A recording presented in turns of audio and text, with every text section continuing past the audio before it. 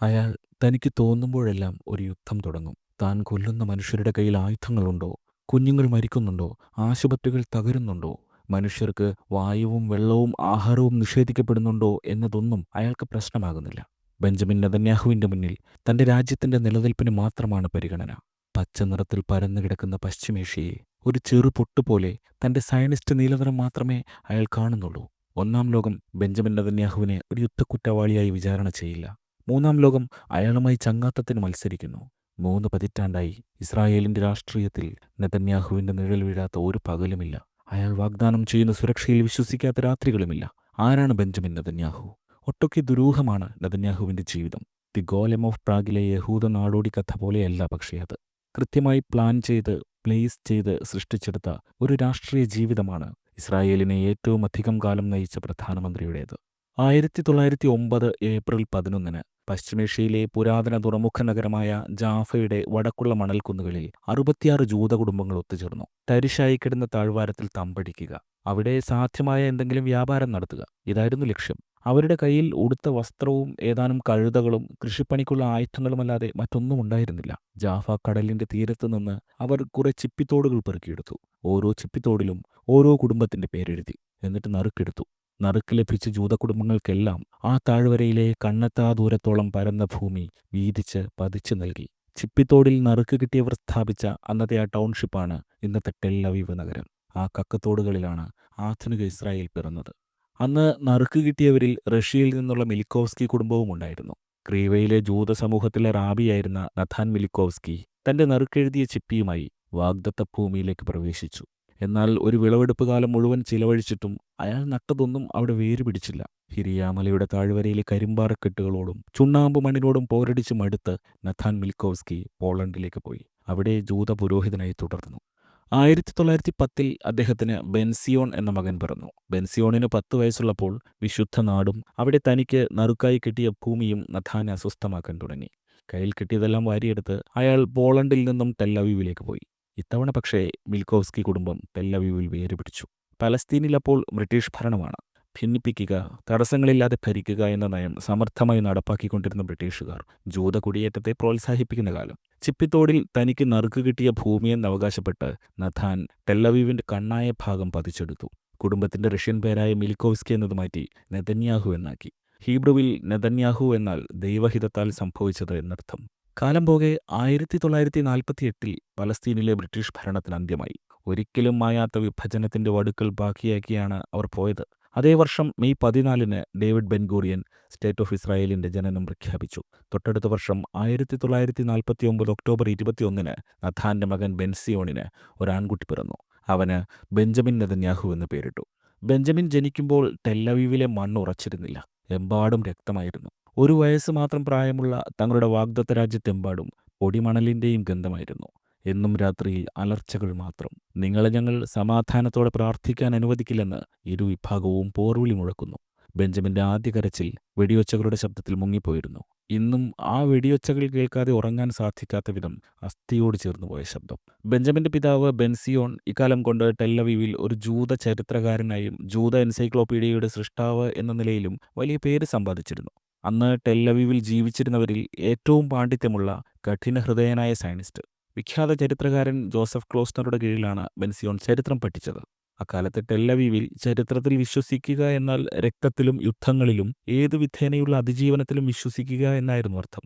അതിന്റെ സ്വഭാവ കാഠിന്യം ബെൻസിയോണിനുണ്ടായിരുന്നു. വാഗ്ദത്ത ഭൂമി ദിവസവും വിസ്തൃതി വികസിപ്പിക്കുക, ചരിത്രത്തെ അവിടെ നിന്ന് വീണ്ടും വീണ്ടും കുഴിച്ചെടുക്കുക, എത്ര ആഴത്തിൽ കുഴിച്ചാലും കിട്ടാത്ത ചരിത്രത്തെ മാനിപ്പുലേറ്റ് ചെയ്യുക, ഇതായിരുന്നു അദ്ദേഹത്തിന്റെ പ്രവർത്തന ശൈലി. അദ്ദേഹം സ്റ്റേറ്റിന്റെ മൃദുല നയങ്ങളിൽ വിശ്വസിച്ചിരുന്നില്ല. തിരിച്ചറിവാകുന്ന കാലത്ത് ചരിത്രം എന്താണെന്ന് പിതാവ് ബെഞ്ചമിനെ പഠിപ്പിച്ചിരുന്നു. സ്വപ്നം കാണുന്നവരല്ല ചരിത്രമുണ്ടാക്കുന്നത്. എല്ലാം മറന്ന് പ്രവർത്തിക്കുന്നവർ, പോരാടുന്നവർ, കീഴടക്കുന്നവർ, രാജ്യങ്ങളെ കെട്ടിപ്പടുക്കുന്നവരാണ് ചരിത്രം എഴുതുന്നത്. ജൂതജനതയുടെ കഥയിൽ അദ്ദേഹം കണ്ടത് അതിജീവനം മാത്രമല്ല, വിജയം കൂടിയാണ്. ത്യാഗത്തിൻ്റെയും അക്ഷീണമായ ഇച്ഛാശക്തിയിലൂടെയും മാത്രം നേടാൻ കഴിയുന്ന ഒരു വിജയം. ബെഞ്ചമിന്റെ അമ്മ സില പിതാവിന്റെ സ്വഭാവത്തിന് നേർവിപരീതമായിരുന്നു. ഇസ്രായേൽ ദേശത്തിലെ ഏറ്റവും പഴക്കമുള്ള ജൂത കാർഷിക കുടിയേറ്റ കേന്ദ്രങ്ങളിലൊന്നായ പെറ്റാട്ടിക്കോയിലായിരുന്നു അവർ ജനിച്ചത്. ആ മണ്ണിന്റെ ഗന്ധം അവരുടെ ആത്മാവിലുണ്ടായിരുന്നു.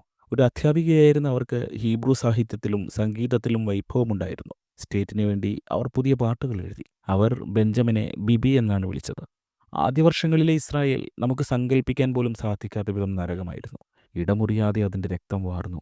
ബ്രിട്ടീഷുകാരുമായുള്ള വിലപേശൽ തന്നെ അവർക്ക് വലിയ നാശനഷ്ടങ്ങൾ വരുത്തി. 5 അറബ് സൈന്യങ്ങളുടെ ആക്രമണം രാത്രിയും പകലും ഭേദമില്ലാതെ നേരിടണം. 1949 മാത്രം 6000-ത്തിലധികം ജൂതന്മാരാണ് ഇസ്രായേലിൽ കൊല്ലപ്പെട്ടത്. അക്കാലത്ത് ജൂത ജനസംഖ്യയുടെ 1% വരും ഇത്. ഭൂമി കരിഞ്ഞുണങ്ങി. കൃഷി അസാധ്യമായി. എന്നാൽ ഭൂമിക്ക് ജീവനുണ്ടായിരുന്നു. ജൂതജനതയ്ക്ക് ആ ജീവൻ നിലനിർത്താനുള്ള ദൃഢനിശ്ചയവും ഉണ്ടായിരുന്നു. പിതാവിൻ്റെ മടിയിലിരുന്നാണ് കുഞ്ഞ് ബിബി യുദ്ധങ്ങളുടെ പേരുകൾ കേൾക്കുന്നത്. ലട്രോൺ യുദ്ധം, ജെറുസലേം യുദ്ധം, ഗലീലി യുദ്ധം, നെഗേവ് യുദ്ധം. ആ നാടുകളും അവിടെ വീണ ജൂതരുടെ രക്തവും തങ്ങളുടെ പുനർജന്മത്തിൻ്റെ രേഖയിലെ പുണ്യാധ്യായങ്ങളാണെന്ന് പിതാവ് ആവേശം കൊണ്ടിരുന്നത് ബെഞ്ചമിൻ നെതന്യാഹു ഓർക്കുന്നു. യുദ്ധമുഖത്തു നിന്നും കൈകാലുകൾ നഷ്ടപ്പെട്ടവരും ദുഃഖാചരണ വസ്ത്രങ്ങൾ അണിഞ്ഞ അമ്മമാരും പകുതി താഴ്ത്തിയ കൊടികൾ കെട്ടിയ കാറുകളിൽ രാഷ്ട്രീയക്കാരും ബിബിയുടെ പിതാവിനെ കാണാനെത്തി. അയാൾ അവരുടെ ഓരോ അനുഭവങ്ങളുടെയും കുറിപ്പെടുക്കും.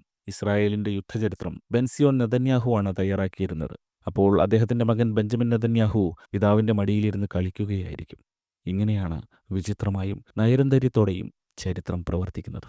1949 ഇസ്രായേലിന് ഒരു ചെറിയ യുദ്ധവിരാമം ഉണ്ടായിരുന്നു. ഈജിപ്റ്റ്, ജോർദാൻ, സിറിയ, ലെബനൻ എന്നിവരുമായി ഇസ്രായേൽ വെടിനിർത്തൽ ഉടമ്പടികൾ ഒപ്പുവെച്ചു. എന്നാൽ ഇസ്രായേലിൻ്റെ നിലവിലെ അതിർത്തികൾ താങ്കൾ ആഗ്രഹിച്ച അതിർത്തികളല്ലെന്നും രക്തം കൊടുത്ത് അവ വികസിപ്പിക്കണമെന്നും ബെൻസിലോൺ തൻ്റെ രാഷ്ട്രീയ സന്ദർശകരോടെല്ലാം ഉദ്ബോധിപ്പിച്ചു. ലോകം ഇതിനെ സമാധാനമെന്ന് വിളിച്ചോട്ടെ, എന്നാൽ ഇതൊരു ഇടവേള മാത്രമാണെന്ന് അദ്ദേഹം ഓർമ്മിപ്പിച്ചു. സിംഹത്തിൻ്റെ ജട പോലെ വെള്ളിമുടിയുള്ള പ്രധാനമന്ത്രി ഡേവിഡ് ബെൻഗൂറിയോണിൻ്റെ ചിത്രം ബിബിക്ക് കൗതുകമായിരുന്നു. ബെൻഗൂറിയൻ്റെ രൂപമുള്ള പാവ അക്കാലം ഇസ്രായേലിൽ വലിയ പ്രചാരം നേടിയിരുന്നു. പല നിറത്തിലും വലുപ്പത്തിലുമുള്ള ഡേവിഡ് ബെൻഗൂറിയൻ പാവകളുടെ വലിയൊരു കളക്ഷൻ അന്ന് ബിബിക്കുണ്ടായിരുന്നു. 1949 തന്നെ ഇസ്രായേലിന് ഐക്യരാഷ്ട്രസഭയിൽ അംഗത്വം ലഭിച്ചു. അത് താൽക്കാലിക വിജയമായിരുന്നു. എന്നാലും ആ തലക്കെട്ടുകൾക്ക് പിന്നിലെ യാഥാർത്ഥ്യം കഠിനമാണെന്ന് ബെൻസിലോൺ ജൂത രാഷ്ട്രീയക്കാർക്ക് ക്ലാസ് എടുത്തു. 1949 മാത്രം 7 ലക്ഷത്തിലധികം പലസ്തീനികൾ യുദ്ധസമയത്ത് പലായനം ചെയ്യുകയോ ജന്മനാട്ടിൽ നിന്ന് പുറത്താക്കപ്പെടുകയോ ചെയ്തു. അവരതിനെ നഗ്ബ അഥവാ ദുരന്തം എന്ന് വിളിച്ചു. ലോകത്തിൻ്റെ എല്ലാ കോണുകളിൽ നിന്നും ജൂതന്മാർ ഇസ്രായേലിലേക്ക് ഒഴുകി. യൂറോപ്പിലെ DP ക്യാമ്പുകളിൽ നിന്ന്, യമനിലെയും ഇറാഖിലെയും ഗെറ്റോകളിൽ നിന്ന്, മൊറോക്കോയിലെ അറ്റ്ലസ് പർവ്വതങ്ങളിൽ നിന്ന്, പോളണ്ടിലെ ബങ്കറുകളിൽ നിന്നും, കെയ്റോയിലെ ഇടവഴികളിൽ നിന്നും. 1950 ഇസ്രായേൽ അതിൻ്റെ വിഖ്യാതമായ കുടിയേറ്റ നിയമം പാസാക്കി. എവിടെ നിന്ന് വരുന്നുവെങ്കിലും എന്ത് പശ്ചാത്തലമാണെങ്കിലും നിങ്ങൾ ജൂതനാണെങ്കിൽ വീട്ടിലേക്ക് വരാനുള്ള അവകാശമാണ് നൽകിയത്. ആ ആശയം, തിരിച്ചു വരാനുള്ള അവകാശം, ഒരു നിയമപരമായ തത്വം മാത്രമല്ലായിരുന്നു, അതൊരു ധാർമ്മികമായ തത്വമായിരുന്നു എന്നുറപ്പിച്ച് ബെൻസിലോൺ നെതന്യാഹു ലേഖനങ്ങൾ എഴുതി. അക്കാലത്ത് ഇസ്രായേലിന് തന്നെ അതിനുവേണ്ടുന്ന ഭക്ഷണം കണ്ടെത്താൻ പ്രയാസമായിരുന്നെങ്കിലും വാഗ്ദത്ത ഭൂമി ജൂതന്മാരെ മുഴുവൻ സ്വീകരിച്ചു. അവർ അബ്രോട്ട് എന്ന താൽക്കാലിക കുടിയേറ്റ ക്യാമ്പുകൾ നിർമ്മിച്ചു. വെള്ളമോ വൈദ്യുതിയോ ഒരു പാർപ്പിടത്തിൻ്റെ അന്തസ്സോ ഇല്ലാത്ത ടിൻ ഷാക്കുകളുടെയോ കൂടാരങ്ങളുടെയോ നിരകളായിരുന്നു അത്. കുടിയേറ്റ കുടുംബങ്ങൾ മുഴുവൻ ചെറിയ മുറികളിൽ തിങ്ങിപ്പാർത്തു. രോഗങ്ങൾ പടർന്നു, കലാപങ്ങളുണ്ടായി. എന്നിട്ടും ആളുകൾ വന്നുകൊണ്ടിരുന്നു. ഏതാനും മാസങ്ങൾക്കുള്ളിൽ ഇസ്രായേൽ 7 ലക്ഷത്തിലധികം പുതിയ കുടിയേറ്റക്കാരെ പുനരധിവസിപ്പിച്ചു. ജനസംഖ്യ ഇരട്ടിയായി. ജെറുസലേമിൻ്റെ തെരുവുകളിൽ പുതുതായി വന്നവരെ പിതാവിൻ്റെ കൈയും പിടിച്ച് ബിബി കൗതുകത്തോടെ കണ്ടുനിന്നു. യമനിൽ നിന്നുള്ള എംബ്രോയിഡറി ചെയ്ത വസ്ത്രങ്ങൾ അണിഞ്ഞ സ്ത്രീകൾ, യുദ്ധത്തിൽ ജീർണിച്ച യൂറോപ്യൻ സ്യൂട്ടുകൾ അണിഞ്ഞ പുരുഷന്മാർ, പേടിപ്പിക്കുന്ന കണ്ണുകളുള്ള കുട്ടികൾ. അവർ 100 കണക്കിന് ഭാഷകൾ സംസാരിച്ചു, അപരിചിതമായ ഭക്ഷണങ്ങൾ കഴിച്ചു, വിചിത്രമായ ആചാരങ്ങൾ കൊണ്ടു നടന്നു. ഇസ്രായേൽ അപ്പോഴും ഐക്യമുള്ള ഒരു രാഷ്ട്രമായിരുന്നില്ല. ബിബിയുടെ മാതാപിതാക്കൾ അവനോട് പറഞ്ഞു, ഇവരാണ് നിന്റെ സഹോദരി സഹോദരന്മാർ. അവൻ നിന്നെപ്പോലെ തിളങ്ങുന്ന വസ്ത്രങ്ങൾ ധരിച്ചിട്ടില്ല. അവരുടെ ഭാഷ പരിഷ്കൃതമല്ല, പക്ഷേ അവർ നിന്റെ ജനങ്ങളാണ്. ബെൻസിലോണും സിലയും ചേർന്ന് ബിബിയെ പഠിപ്പിച്ച ആ പാഠം ജീവിതകാലം മുഴുവൻ അവനോടൊപ്പം നിന്നു. 1952 ഹോളോകോസ്റ്റ് അവസാനിച്ചിട്ട് 7 വർഷം മാത്രമേ ആയിട്ടുണ്ടായിരുന്നുള്ളൂ. ഓഷ്വിറ്റ്സിൻ്റെ ചാരം അപ്പോഴും അന്തരീക്ഷത്തിൽ തങ്ങി നിന്നിരുന്നു. ആ സമയം ഇസ്രായേൽ സർക്കാർ ജർമ്മനിയുമായി പണത്തിനു വേണ്ടി, ഹോളോകോസ്റ്റ് നഷ്ടപരിഹാരത്തിനു വേണ്ടി ചർച്ച നടത്തി. രാഷ്ട്രം കെട്ടിപ്പടുക്കാനും ഹോളോകോസ്റ്റ് അതിജീവിച്ചവരുടെ ജീവിതം പുനർനിർമ്മിക്കാനും ഇസ്രായേലിന് ഫണ്ട് ആവശ്യമാണെന്ന് ബെൻഗൂറിയോൺ വാദിച്ചു. എന്നാൽ ബിബിയുടെ പിതാവ് ഇതിനെതിരെ കർശന നിലപാടെടുത്തു. അദ്ദേഹം തൻ്റെ റിവിഷനിസ്റ്റ് നിലപാടുകൾ ആവർത്തിച്ചു. ഇസ്രായേൽ പ്രധാനമന്ത്രിക്കെതിരെ ലേഖനങ്ങൾ എഴുതി.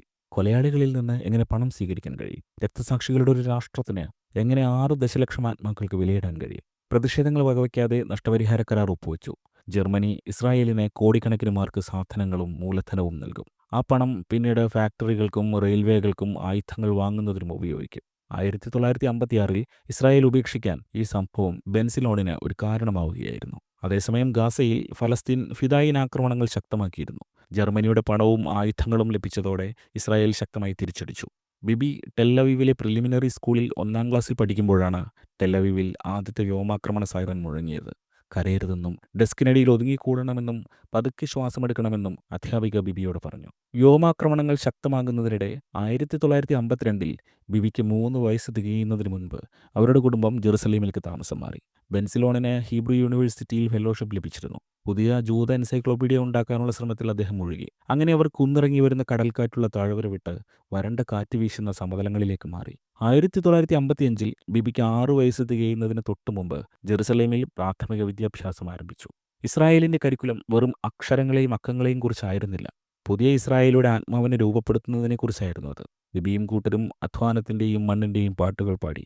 ധീരതയെയും പ്രവാസത്തെയും കുറിച്ചുള്ള കവിതകൾ ചൊല്ലി. ഹെർസൽ, ജാബോട്ടിൻസ്കി, ബാർഖോബ്ക എന്നിവരുടെ പാട്ടുകൾ. ബിബിയുടെ മൂത്ത സഹോദരൻ യോനാഥൻ എന്ന യോനിയായിരുന്നു അവന്റെ ഏറ്റവും അടുത്ത കൂട്ടുകാരൻ. ബിബി എപ്പോഴും യോനിയുടെ വാലായി നടന്നു. തന്റെ ജീവിതത്തിലെ ആദ്യത്തെ ഹീറോ വേഗത്തിലോടുന്ന, നീന്തുന്ന, സംരക്ഷിക്കുന്ന യോനിയായിരുന്നുവെന്ന് പിന്നീട് ബെഞ്ചമിൻ നെതന്യാഹു എഴുതിയിട്ടുണ്ട്. 1956 ബിബിക്ക് 7 വയസ്സുള്ളപ്പോൾ അവൻ വീണ്ടും പറിച്ചു നടപ്പെട്ടു. ഇത്തവണ അതേറെ ദൂരേക്കായിരുന്നു, അമേരിക്കയിലേക്ക്. ജെറുസലേമിലെ ചൂടേറിയ സൂര്യാതപമേറ്റ കുന്നുകളും ഹീബ്രു ഭാഷയുടെ പരിചിതമായ ശബ്ദങ്ങളും തെരുവിന്റെ കോണുകളിൽ നിന്ന് വരുന്ന പിസയുടെ ഗന്ധവും ഉപേക്ഷിച്ച് അവൻ അജ്ഞാതമായൊരു ലോകത്തേക്ക് കടക്കുകയായിരുന്നു. പെൻസിൽവാനിയയിലെ ചെൽട്ടൻഹാമിലേക്ക്. ബിബിയുടെ പിതാവ് ബെൻസിലോൺ അമേരിക്കയിൽ അതിനിടെ ഒരു അക്കാഡമിക് പോസ്റ്റ് സ്വീകരിച്ചിരുന്നു. അത് സാമ്പത്തിക ഭദ്രതയും ബൗദ്ധിക സ്വാതന്ത്ര്യവും വിദേശത്തുള്ള ജൂതരെ സ്വാധീനിക്കാനുള്ള അവസരവും നൽകുമെന്ന് അദ്ദേഹം വിശ്വസിച്ചു. മാത്രമല്ല, അത് ഇസ്രായേലി അക്കാഡമിയിലെ ശ്വാസം മുട്ടിക്കുന്ന രാഷ്ട്രീയത്തിൽ നിന്നുള്ള ഒരു മോചനം കൂടിയാണ്. അവിടെ അദ്ദേഹത്തിന്റെ റിവിഷനിസ്റ്റ് കാഴ്ചപ്പാടുകൾക്ക് വലിയ പിന്തുണ ലഭിച്ചിരുന്നില്ല. മാതാപിതാക്കൾ ശോഭനമായ ഭാവി വാഗ്ദാനം ചെയ്തെങ്കിലും 7 വയസ്സുകാരനായ ബിബിക്ക് അത് വലിയൊരു ആശയക്കുഴപ്പമായി. അവന് ഇംഗ്ലീഷ് എന്ന ഭാഷ ഒരക്ഷരം പോലും അറിയാമായിരുന്നില്ല. ചെൽട്ടൻഹാം തണുത്ത് വിറങ്ങലിച്ചൊരിടമാണ്. സാംസ്കാരികമായും വൈകാരികമായും അമേരിക്ക മുഴുവൻ തണുത്തതായിരുന്നു. എല്ലാം അപരിചിതം. മരത്തിൽ നിർമ്മിച്ച വീടുകൾ വളരെ വലുതാണ്. വീടുകൾ തമ്മിലുള്ള അകലം ബിബി മുമ്പ് കാണാത്തത്രയും ദൂരത്തിലാണ്. തെരുവുകൾ നന്നായി ഡിസൈൻ ചെയ്തിരിക്കുന്നു. മനുഷ്യർ മാന്യമായി അതിലൂടെ സഞ്ചരിച്ചു. ജെറുസലേമിന്റെ ഊർജ്ജസ്വലതയിൽ നിന്നും ബഹളത്തിൽ നിന്നും വളരെ വ്യത്യസ്തമായ നിശബ്ദമായ ചെൽട്ടൻഹാമിനെ ബിബി വെറുത്തു. ചെൽട്ടൻഹാം സ്കൂളിലെ ആദ്യ ദിനം ബിബിക്ക് ഓർമ്മയുണ്ട്. തനിക്ക് അന്യമായ ശബ്ദങ്ങളുള്ള, തനിക്ക് ഇതുവരെ മനസ്സിലാകാത്ത രീതിയിൽ ചിരിക്കുന്ന കുട്ടികളാൽ ചുറ്റപ്പെട്ട ക്ലാസ് മുറികളിൽ അവൻ പതുങ്ങി. മാസങ്ങൾക്ക് ശേഷം ബിബി അമേരിക്കൻ ശീലങ്ങളുമായി പൊരുത്തപ്പെട്ടു തുടങ്ങി. അവൻ പഠിക്കാൻ തുടങ്ങി. ഇംഗ്ലീഷ് വേഗം വഴങ്ങി. ഏതാനും മാസങ്ങൾക്കുള്ളിൽ അവൻ ആ പുതിയ ഭാഷയിൽ വാദിക്കാനും തമാശ പറയാനും സ്വപ്നം കാണാനും കഴിഞ്ഞു. ചെൽട്ടൻഹാമിലെ ആ 2 വർഷം 1956 മുതൽ 1958 വരെ ബിബിക്ക് സ്വയം രൂപപ്പെടുത്തിയ മൂശ പോലെയായിരുന്നു. ജെറുസലേമിന് പുറത്ത് മനുഷ്യർക്ക് സന്തോഷമുണ്ട്. അവിടെ വെടിശബ്ദങ്ങളില്ല, എയർ അറ്റാക്ക് സൈറണുകളില്ല. ഇടവേളകളിൽ ബേസ്ബോൾ കളി തടസ്സപ്പെടുത്താൻ വരുന്ന പ്രാകൃത വേഷം ധരിച്ച പട്ടാളക്കാരില്ല. അമേരിക്കയെ ആത്മാവിൽ ആവാഹിച്ചെങ്കിലും മസാദയുടെയും ഹെർസലിന്റെയും കഥകൾ ഹൃദയത്തിൽ നിന്ന് മാഞ്ഞില്ല. 2 രാജ്യങ്ങളിലെ പൗരനായിരിക്കുന്നത് ഒരുപാട് സാധ്യതകളുള്ള ഒന്നാണെന്ന് അവൻ മനസ്സിലാക്കുകയായിരുന്നു. മൂത്ത സഹോദരൻ യോനിക്കും ഇളയ സഹോദരൻ ഇഡോയ്ക്കുമൊപ്പമായിരുന്നു ചെൽട്ടൻഹാമിൽ ബിബിയുടെ ജീവിതം. ഇളയ സഹോദരന് ശ്വാസകോശ രോഗം കണ്ടുപിടിക്കപ്പെട്ടത് ആ കാലത്താണ്. ചെൽട്ടൻഹാമിലെ തണുത്ത കാലാവസ്ഥയേക്കാൾ ഒരർദ്ധ മരുഭൂമിയിലെ വായുവാണ് ഇഡോയ്ക്ക് ആവശ്യമെന്ന് ഡോക്ടർമാർ ബെൻസിലോൺ നെതന്യാഹുവിനോട് പറഞ്ഞു. അങ്ങനെ അവർ 1958 2 വർഷത്തിന് ശേഷം ഇസ്രായേലിലേക്ക് മടങ്ങി. ഇസ്രായേൽ എന്നത് കാലം വളരെ വേഗത്തിൽ സഞ്ചരിക്കുന്ന ഒരു രാജ്യമാണ്. 2 വർഷം കൊണ്ട് അവിടെ നിങ്ങൾക്ക് സങ്കല്പിക്കാനാവാത്ത മാറ്റങ്ങൾ കാണാനാകും. നാണം കുണുങ്ങിയായ, പുറം ലോകത്തധികം സംവദിക്കാത്ത ഒരു ചെറിയ ബാലനായിരുന്നു അമേരിക്കയ്ക്ക് പോകുമ്പോൾ ബിബി. തിരിച്ചു വന്നത് ഇംഗ്ലീഷിൽ നന്നായി സംസാരിക്കുന്ന, അല്പം ഉയരം കൂടിയ, ഒരുപാട് കാര്യങ്ങളെക്കുറിച്ച് ബോധവാനായ ഒരാളായിട്ടാണ്. ജെറുസലേമിലെ തെരുവുകൾ അവൻ നേരത്തെ കണ്ടതിനേക്കാൾ ചെറുതായി തോന്നി. കൊടി പരിചിതമായിരുന്നു. പക്ഷേ ഇപ്പോൾ ദാരിദ്ര്യം കൂടുതൽ രൂക്ഷമാണ്, കൂടുതൽ പ്രകടമാണ്. പുതിയ കുടിയേറ്റക്കാരും പഴയ ഈഷുവും തമ്മിൽ, അഷ്കനാസികളും സെഫാഡികളും തമ്മിൽ, ആദർശവാദവും ബ്യൂറോക്രസിയും തമ്മിലുള്ള പിരിമുറുക്കം തെരുവിൽ സാധാരണം. 1959 ബിബിയുടെ കുടുംബം വീണ്ടും ജെറുസലേമിൽ സ്ഥിരതാമസമാക്കി. ബിബി 4-ാം ക്ലാസ്സിൽ പ്രവേശിച്ചു. ബിബിയെ കൂടാതെ മുന്നോട്ടു പോയ ഒരു ഇസ്രായേലി സ്കൂൾ വിദ്യാഭ്യാസ സമ്പ്രദായത്തിലേക്കാണ് അവൻ മടങ്ങിയത്. പതുക്കെയാണെങ്കിലും ഭാഷകൾക്കിടയിലും വിഭിന്ന ലോകങ്ങൾക്കിടയിലും മാറി മാറി സംസാരിക്കാൻ അവൻ മിടുക്കനായി. ബിബിയുടെ ടീച്ചർ ബാർക്കോച്പയെക്കുറിച്ച് സംസാരിക്കുമ്പോൾ ബിബി ജോർജ് വാഷിംഗ്ടണിനെയാണ് സങ്കല്പിച്ചത്. ബിബി അന്ന് അവനെ നിർണായകമായി സ്വാധീനിച്ച വസ്തുത മനസ്സിലാക്കി. വ്യക്തിത്വം എന്നത് ഒരു സ്ഥിരമായ കാഴ്ചപ്പാടല്ല, അത് ഭൂമിശാസ്ത്രത്താലും ഓർമ്മയാലും ഇച്ഛാശക്തിയാലും രൂപപ്പെടുന്നതാണ്.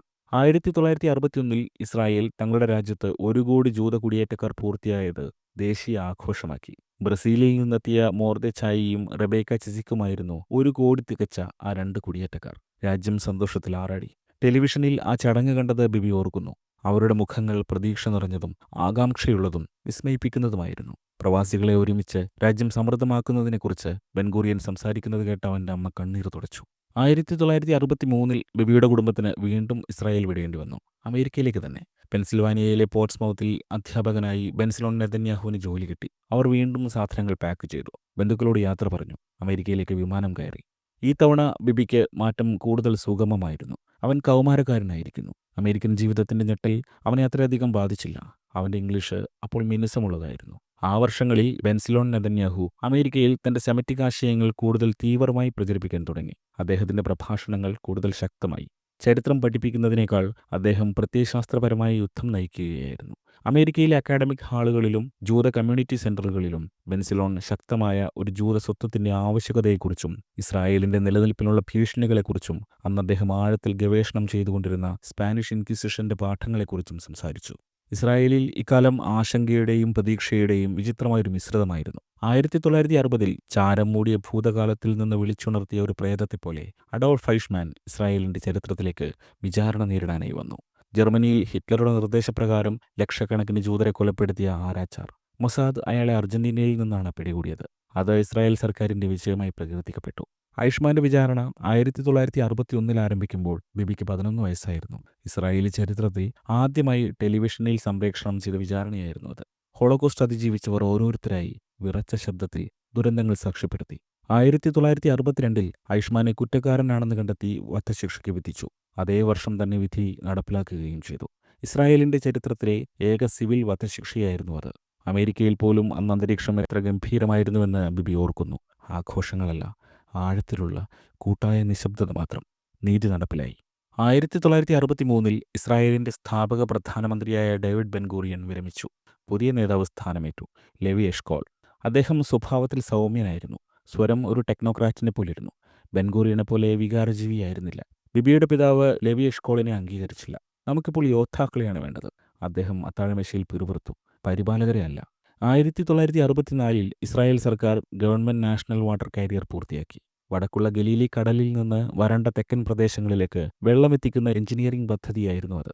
പൈപ്പ് ലൈൻ മാത്രമല്ല, അതൊരു ജീവനാഡിയായിരുന്നു. തരിശായിരുന്ന ഭൂമിയിൽ പൂക്കൾ വിരിഞ്ഞു. നെഗേവിൽ ഗിബ്ബുസിമ്മുകളും പുതിയ കുടിയേറ്റ കേന്ദ്രങ്ങളും ഉയർന്നു. വെള്ളത്തിൻ്റെ സിരകൾ കൊണ്ട് ഇസ്രായേലിൻ്റെ ഭൂപടം മാറ്റിയെഴുതപ്പെട്ടു. ഇതിനിടെ ഇസ്രായേലിൻ്റെ ശത്രുക്കളുടെ എണ്ണം ദിനംപ്രതി കൂടി. 1964 കെയ്റോയിൽ പലസ്തീൻ ലിബറേഷൻ ഓർഗനൈസേഷൻ സ്ഥാപിക്കപ്പെട്ടു. ജൂതരാഷ്ട്രത്തിൻ്റെ ഉന്മൂലനമായിരുന്നു അവരുടെ ലക്ഷ്യം. അന്ന് ബിബിക്ക് 14 വയസ്സ്.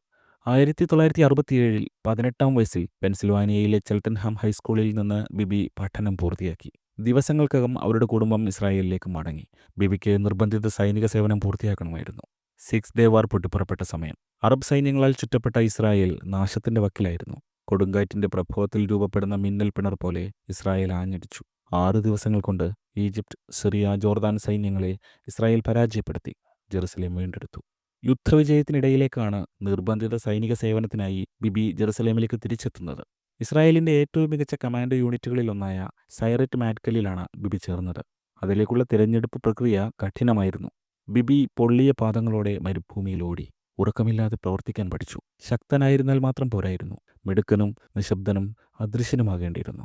നിഴലിലൂടെ നീങ്ങാനും യുദ്ധമുഖത്ത് തീരുമാനങ്ങൾ എടുക്കാനും ശരീരം വിശ്രമത്തിനായി നിലവിളിക്കുമ്പോൾ ആളുകൾ നയിക്കാനും പഠിക്കേണ്ടിയിരുന്നു. 1968 19-ാം വയസ്സിൽ ജോർദാനിലെ കരമേഹ് യുദ്ധത്തിലായിരുന്നു ബെഞ്ചമിൻ്റെ ആദ്യ പൊസിഷനിങ്. മരണത്തിൻ്റെയും ശബ്ദത്തിൻ്റെയും യുദ്ധത്തിൻ്റെ ഭ്രാന്തിൻ്റെയും. കരമേഹ് പട്ടണത്തിലെ പലസ്തീൻ ഭീകര ക്യാമ്പ് ആക്രമിക്കാൻ ബെഞ്ചമിൻ്റെ യൂണിറ്റിനെ അയച്ചു. യാസർ അറാഫത്ത് ഉൾപ്പെടെയുള്ള ഫത്തഹ് അംഗങ്ങൾ അവിടെ നിന്ന് ഇസ്രായേലി പ്രദേശങ്ങളിലേക്ക് ആക്രമണങ്ങൾ നടത്തുന്നുണ്ടെന്ന് രഹസ്യാന്വേഷണ വിഭാഗം റിപ്പോർട്ട് ചെയ്തിരുന്നു. ഇസ്രായേൽ സൈനിക മേധാവി ചായിം ബർലേവിൻ്റെയും പ്രതിരോധ മന്ത്രി മോശ ദയാൻ്റെയും നേതൃത്വത്തിലുള്ള ഇസ്രായേൽ ഹൈക്കമാൻഡിൻ്റെ തീരുമാനമായിരുന്നു പിഎൽഒയുടെ കരമേഹ് ക്യാമ്പ് ആക്രമിക്കുക എന്നത്. ജോർദാൻ പ്രദേശത്തേക്ക് കരസേനയുടെയും പാരട്രൂപ്പർമാരുടെയും സംയുക്ത ആക്രമണം നടത്തുക. കരാമയിലെ പിഎൽഒ ക്യാമ്പുകളിൽ നേരിട്ട് പ്രഹരമേൽപ്പിക്കുക. ഇതായിരുന്നു പദ്ധതി. ഓപ്പറേഷനായി നിയോഗിക്കപ്പെട്ടവരിൽ ബെഞ്ചമിൻ നെതന്യാഹുവിൻ്റെ മൂത്ത സഹോദരൻ 22 വയസ്സുള്ള യോനാഥനും ഉണ്ടായിരുന്നു. അതിരാവിലെ ഇസ്രായേൽ സൈന്യം ജോർദാൻ നദി കടന്നു. ടാങ്കുകളുടെയും പീരങ്കികളുടെയും പിന്തുണയോടെ കവചിത നിരകളായി നീങ്ങി. ജോർദാൻ സൈന്യം ഏറ്റുമുട്ടൽ ഒഴിവാക്കുമെന്നായിരുന്നു ഇന്റലിജൻസ് സൂചിപ്പിച്ചത്. എന്നാൽ ജോർദാനികൾ ശക്തമായി ചെറുത്തുനിന്നു. അതൊരു പൂർണ്ണ യുദ്ധമായി. Benjamin Netanyahu പിൻനിരയിലായിരുന്നു. അവരെത്തുമ്പോഴേക്കും ജോർദാനികളുടെ പ്രതിരോധം ഇസ്രായേൽ ഭേദിച്ചു. കാര്യങ്ങൾ എളുപ്പമായി. ആ ഓപ്പറേഷനിൽ 28 ഇസ്രായേൽ സൈനികർ കൊല്ലപ്പെട്ടു. നൂറുകണക്കിന് PLO പോരാളികളും ജോർദാൻ സൈനികരും കൊല്ലപ്പെട്ടു. കരാമി ക്യാമ്പ് നശിപ്പിക്കപ്പെട്ടെങ്കിലും യാസർ അരാഫത്ത് രക്ഷപ്പെട്ടു.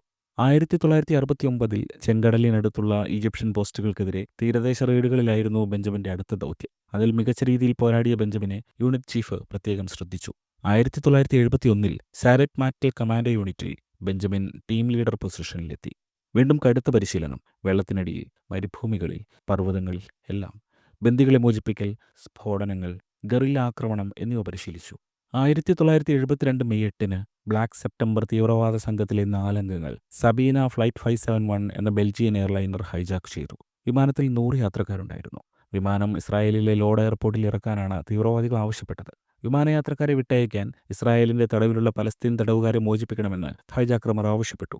ബന്ദികളെ രക്ഷപ്പെടുത്താൻ നിയോഗിക്കപ്പെട്ട കമാൻഡോ സംഘത്തിൽ ബെഞ്ചമിനും ഉണ്ടായിരുന്നു. അവർ വിമാന മെക്കാനിക്കുകളായി വേഷം മാറി. വിമാനത്തിനടിയിലൂടെ ഇഴഞ്ഞ് മുന്നേറ്റത്തിനായി തയ്യാറെടുത്തു. ഒടുവിൽ നിർദ്ദേശം വന്നു. ബെഞ്ചമിൻ അടക്കമുള്ള കമാൻഡോകൾ 2 മിനിറ്റിനുള്ളിൽ വിമാനത്തിലേക്ക് ഇരച്ചു കയറി. ക്യാബിനുള്ളിൽ വെടിയൊച്ചകൾ മുഴങ്ങി. തീവ്രവാദികളിൽ 2 പേരെ വധിച്ചു. 2 പേരെ പിടികൂടി. ബന്ദികളെ മോചിപ്പിച്ചു. ഒരു വെടിയുണ്ട ബെഞ്ചമിന്റെ തോളിൽ തുളച്ചു കയറി. ഒരു നിമിഷം അവനൊന്നും തോന്നിയില്ല. ഒരു ചൂട് മാത്രം. പിന്നെ മരവിപ്പ്. ബെഞ്ചമിൻ പോരാട്ടം തുടർന്നു. മുറിവ് ജീവന് ഭീഷണിയായിരുന്നില്ല. എന്നാൽ അത് ബെഞ്ചമിന്റെ സജീവ സൈനിക ജീവിതം അവസാനിപ്പിച്ചു. 1972 അവസാനത്തോടെ IDF വിട്ട് അമേരിക്കയിലേക്ക് മടങ്ങാൻ ബെഞ്ചമിൻ തീരുമാനിച്ചു. ഇസ്രായേൽ സർക്കാരിന്റെ ശുപാർശയോടെ അവൻ വിഖ്യാതമായ മസാച്യുസെറ്റ്സ് ഇൻസ്റ്റിറ്റ്യൂട്ട് ഓഫ് ടെക്നോളജിയിൽ ചേർന്നു. MITയിൽ ആർക്കിടെക്ചറും ബിസിനസ്സും പഠിക്കാൻ തുടങ്ങി. ആ വർഷം അവസാനം ബെഞ്ചമിൻ നെതന്യാഹു മിറിയം വേസ്മാനെ വിവാഹം കഴിച്ചു. MITയിൽ പഠനം തുടർന്നു. 1973 ഒക്ടോബറിൽ ഇസ്രായേലിൽ യോം കിപ്പൂർ യുദ്ധം പൊട്ടിപ്പുറപ്പെട്ടു. ബെഞ്ചമിന് ബോസ്റ്റണിൽ ഇരിപ്പുറയ്ക്കാതായി. സിനായിലൂടെ ടാങ്കുകൾ നീങ്ങുന്നതറിഞ്ഞുകൊണ്ട് അവനൊരു പ്രഭാഷണ ഹാളിൽ ഇരിക്കാൻ കഴിയുമായിരുന്നില്ല. ബെഞ്ചമിൻ ഇസ്രായേലിലേക്ക് പറന്നു. സൈന്യത്തിൽ ലോജിസ്റ്റിക്സ് ഡിവിഷനിൽ സ്വമേധയാ സേവനത്തിന് ചേർന്നു. യോം കിപ്പൂർ യുദ്ധം ഭയാനകമായിരുന്നു. ഇസ്രായേൽ ഇന്റലിജൻസ് സമർത്ഥമായി പ്രവർത്തിച്ചെങ്കിലും സിറിയക്കാർ വടക്കുനിന്നും ഈജിപ്തുകാർ തെക്കുനിന്നും ആക്രമിച്ചു. കുട്ടികളടക്കം ആയിരക്കണക്കിന് ഇസ്രായേലി സിവിലിയന്മാർ മരിച്ചു. പതിയെ ഇസ്രായേൽ കാര്യങ്ങൾ നിയന്ത്രണത്തിലാക്കി. ആ യുദ്ധവും വിജയിച്ചു. ബെഞ്ചമിൻ തിരിച്ച് അമേരിക്കയിലെത്തി. MITയിൽ പഠനം പുനരാരംഭിച്ചു. 1974 ആർക്കിടെക്ചറിൽ ബിരുദം നേടി. അധികം വൈകാതെ MIT സ്ലോൺ സ്കൂൾ ഓഫ് മാനേജ്മെന്റിൽ നിന്ന് ബിസിനസ് മാനേജ്മെന്റിൽ മാസ്റ്റർ ബിരുദം നേടി. MIT കഠിനമായിരുന്നു. പക്ഷേ അത് ബെഞ്ചമിന്റെ ചിന്തകളെ ആഴത്തിൽ രൂപപ്പെടുത്തി. സിസ്റ്റം എങ്ങനെ വിശകലനം ചെയ്യണമെന്ന് മാത്രമല്ല, അവ എങ്ങനെ നിർമ്മിക്കണമെന്നും അതവനെ പഠിപ്പിച്ചു. പ്രൊഫസർമാർ അതിബുദ്ധിമാന്മാരായിരുന്നു. സഹപാഠികൾ മിക്കവരും സ്വന്തം രാജ്യങ്ങളിലെ അല്ലെങ്കിൽ കോർപ്പറേറ്റുകളിലെ ഭാവി നേതാക്കന്മാരായിരുന്നു. 1978 ബെഞ്ചമിനും മിറിയത്തിനും നേവ എന്ന മകൾ ജനിച്ചു. അധികം വൈകാതെ ബെഞ്ചമിനും മിറിയവും മാനസികമായി അകലാൻ തുടങ്ങി. ഇസ്രായേലിലേക്ക് തിരിച്ചുപോയി ആ രാജ്യത്തിന്റെ ഭാവിയുടെ ഭാഗമാവുക എന്ന ആശയമാണ് ബെഞ്ചമിനുണ്ടായിരുന്നത്. മിറിയത്തിന് അമേരിക്ക വിടാൻ തീരെ താല്പര്യമുണ്ടായിരുന്നില്ല.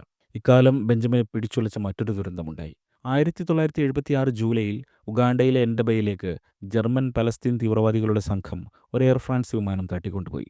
100-ലധികം ഇസ്രായേലി ജൂത യാത്രക്കാരും ജർമ്മൻകാരും വിമാനത്തിലുണ്ടായിരുന്നു. ഇസ്രായേൽ ജയിലുകളിലെ ഡസൻ കണക്കിന് തടവുകാരെ വിട്ടയച്ചില്ലെങ്കിൽ ബന്ദികളെ വധിക്കുമെന്ന് തീവ്രവാദികൾ ഭീഷണിപ്പെടുത്തി.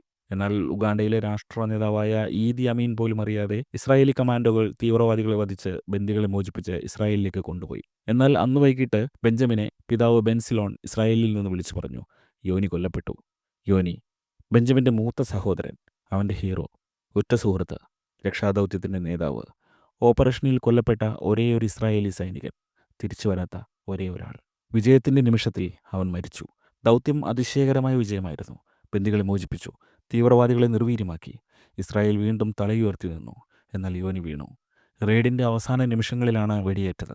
സഹോദരനെ അവസാനമായെന്ന് കാണാൻ ബെഞ്ചമിൻ വീട്ടിലേക്ക് മടങ്ങി.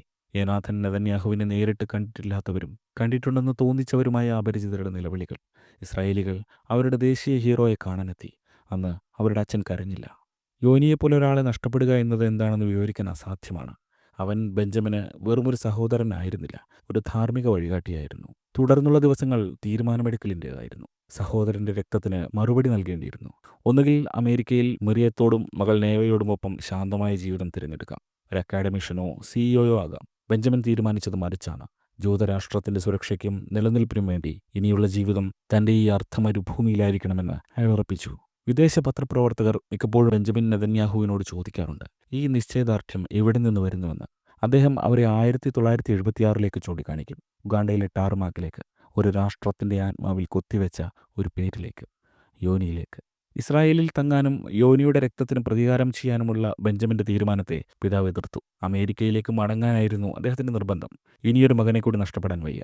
ബെഞ്ചമിന്റെ അമ്മ ആത്മഹത്യാ ഭീഷണി മുഴക്കി. പിതാവ് അവനോട് പറഞ്ഞു, ഇപ്പോൾ പോകൂ, അല്പം കഴിഞ്ഞ് തിരിച്ചു വരൂ. ഈ ചോരത്തിളപ്പ് മാറി വിവേകത്തോടെ തിരിച്ചു വന്ന് നിനക്ക് ചെയ്യാനാവുന്നത് ചെയ്യൂ. ബെഞ്ചമിന് അമേരിക്കയിലേക്ക് മടങ്ങേണ്ടി വന്നു.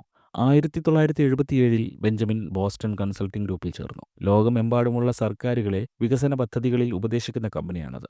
ജോലി തുടങ്ങിയെങ്കിലും ബെഞ്ചമിന്റെ ഉള്ളു മുഴുവൻ ഗോലാൻ കുന്നുകളായിരുന്നു. 1977 മെയ് മാസത്തിൽ ഇസ്രായേലിൽ മെനാച്ചം ബെഗിൻ അധികാരത്തിൽ വന്നു. ലിക്കുഡ് പാർട്ടിയുടെ ആദ്യ തിരഞ്ഞെടുപ്പ് വിജയം. 3 പതിറ്റാണ്ടുകളോളം നീണ്ട ലേബർ പാർട്ടി ആധിപത്യത്തിന് ശേഷം ഇസ്രായേലി രാഷ്ട്രീയ ഭൂമിക മാറിമറിഞ്ഞിരുന്നു.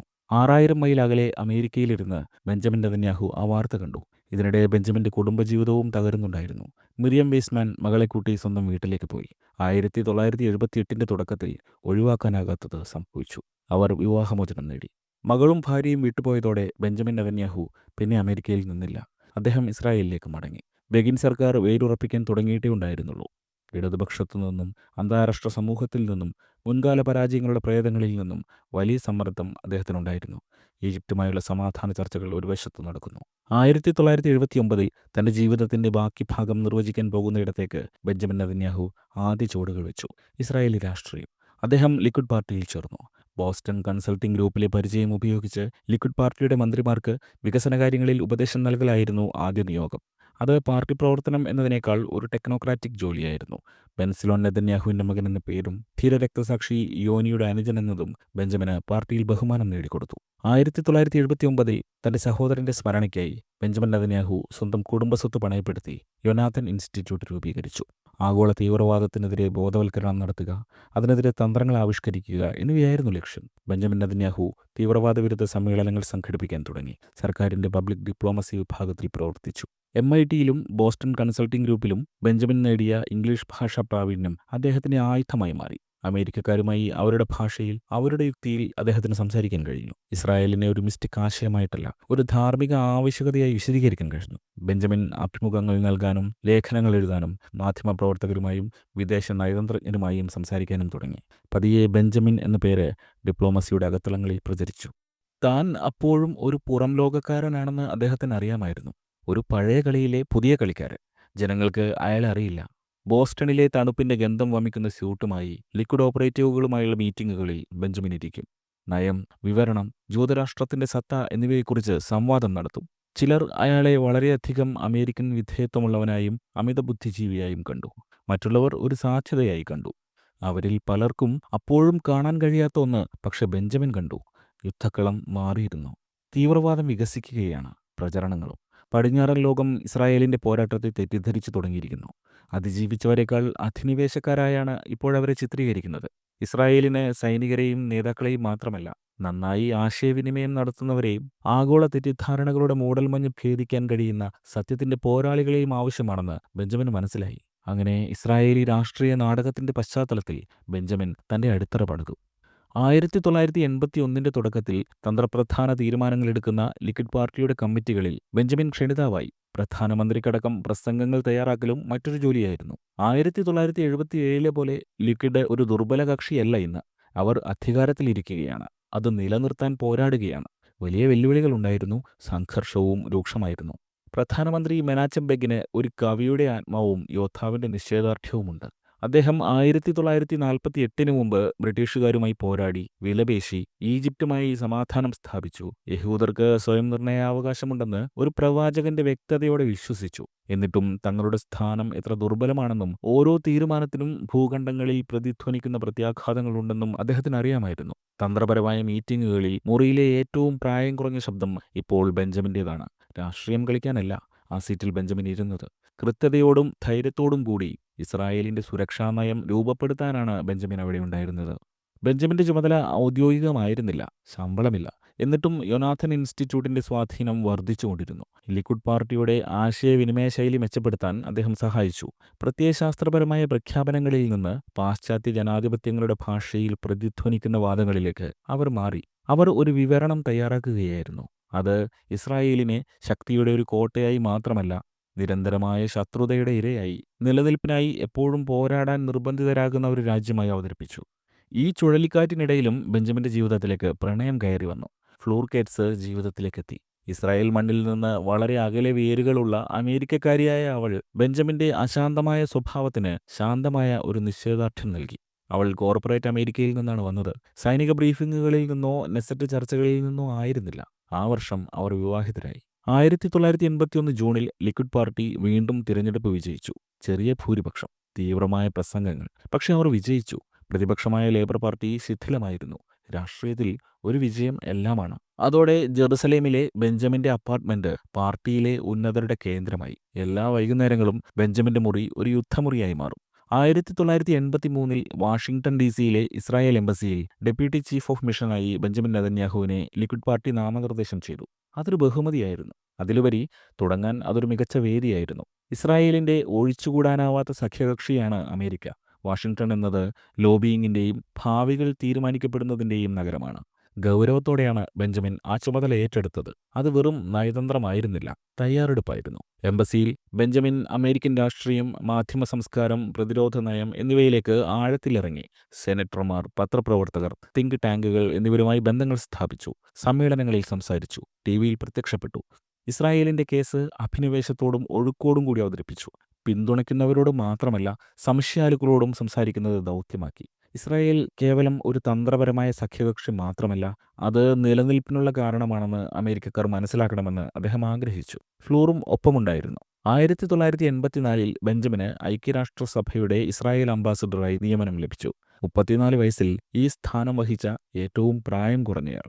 ഈ നിയമനം പലരെയും അമ്പരപ്പിച്ചു. സഖ്യകക്ഷികൾ ഇതിനെ ദീർഘവീക്ഷണത്തോടെ കണ്ടു. ഐക്യരാഷ്ട്രസഭയിലെ ബെഞ്ചമിന്റെ ആദ്യത്തെ പ്രധാന പ്രസംഗം തന്നെ ഇസ്രായേലി മാധ്യമങ്ങളുടെ തലക്കെട്ടുകളിൽ നിറഞ്ഞു. ഇസ്രായേലിനോട് പലപ്പോഴും ശത്രുതാപരമായ നിലപാടെടുക്കുന്ന ഒരു അസംബ്ലിക്ക് മുന്നിലാണ് ബെഞ്ചമിൻ നിന്നത്. അഹങ്കാരത്തോടെയല്ല, കുലുങ്ങാത്ത ബോധ്യത്തോടെ അദ്ദേഹം തീക്ഷ്ണമായി സംസാരിച്ചു. തങ്ങൾ ചാരത്തിൽ നിന്ന് ജനിച്ചൊരു രാഷ്ട്രമാണെന്നും ശത്രുക്കളാൽ ചുറ്റപ്പെട്ടവരാണെന്നും എന്നിട്ടും ജീവിച്ചിരിക്കുന്നവരാണെന്നും പറഞ്ഞു. പ്രതിരോധശേഷിയുള്ളവരും ധാർമ്മികരും ദൃഢചിത്തരുമാണെന്നും ലോകത്തെ ഓർമ്മിപ്പിച്ചു. UN-ൽ എല്ലാ ദിവസവും നയതന്ത്ര യുദ്ധം നടന്നു. അദ്ദേഹം അറബ് അംബാസഡർമാരുമായി സംവാദങ്ങളിൽ ഏർപ്പെട്ടു. സോവിയറ്റ് വാദങ്ങളെ ഖണ്ഡിച്ചു. ഇസ്രായേലിനെ അപലപിക്കുന്ന എണ്ണമില്ലാത്ത പ്രമേയങ്ങൾ സഹിച്ചു. ജോലി തിരക്കിനിടെ തന്നെ ശ്രദ്ധിക്കാൻ സമയമില്ലെന്ന ഫ്ലൂർ കേറ്റ്സിന്റെ പരാതികൾ വർദ്ധിച്ചു. 1984 അവർ വിവാഹമോചനം നേടി. 1984 അവസാനത്തോടെ ഇസ്രായേലിന്റെ ആഗോള ശബ്ദങ്ങളിൽ ഏറ്റവും ശ്രദ്ധേയരായ വ്യക്തികളിൽ ഒരാളായി ബെഞ്ചമിൻ മാറി. സമയമായെന്ന് ബെഞ്ചമിന് തോന്നി. 1987 UN-ലെ സ്ഥാനം രാജിവെച്ച് ഇസ്രായേലിലേക്ക് മടങ്ങാൻ ബെഞ്ചമിൻ തീരുമാനിച്ചു. പിതാവടക്കം അദ്ദേഹത്തിന്റെ ഉദ്ദേശങ്ങളെ ചോദ്യം ചെയ്തു. ഇസ്രായേലിന്റെ ഭാവിക്ക് വേണ്ടിയുള്ള യുദ്ധം നാട്ടിൽ നടക്കുമ്പോൾ തനിക്ക് വിദേശത്ത് ഒരു ശബ്ദമായി തുടരാൻ കഴിയില്ലെന്നാണ് ബെഞ്ചമിൻ മറുപടി നൽകിയത്. ആ വർഷം ഡിസംബറിൽ ആദ്യത്തെ ഇന്തിഫാദ പൊട്ടിപ്പുറപ്പെട്ടു. കല്ലുകളും മൊളോട്ടോവ് കോക്ടെയിലുകളും പ്രദേശങ്ങളിലൂടെ പറന്നു നടന്നു. ലോകത്തിന്റെ അഭിപ്രായം വീണ്ടും ഇസ്രായേലിനെതിരെ തിരിഞ്ഞു. ഇസ്രായേലിലേക്ക് മടങ്ങുന്നത് എളുപ്പമായിരുന്നില്ല. രാഷ്ട്രീയ രംഗം എല്ലായ്പ്പോഴും പ്രക്ഷുബ്ധമായിരുന്നു. ലിക്വിഡ് പാർട്ടിയിൽ ആഭ്യന്തര ഭിന്നിപ്പ് രൂക്ഷമാണ്. ബെഞ്ചമിൻ ഒരു അനുഭവസമ്പന്നനായ സൈനികനായിട്ടായിരുന്നില്ല, മാധ്യമബോധവും അന്താരാഷ്ട്ര പരിചയവുമുള്ള വളർന്നുവരുന്നൊരു താരമായിട്ടായിരുന്നു അരങ്ങിലേക്ക് പ്രവേശിച്ചത്. യുവാക്കളിൽ മിക്കവരും ഇത് അംഗീകരിക്കുകയും മറ്റുള്ളവർ തള്ളുകയും ചെയ്തു. യുവാക്കൾ ബെഞ്ചമിന് ഒരവസരം നൽകാൻ മുറവിളി കൂട്ടി.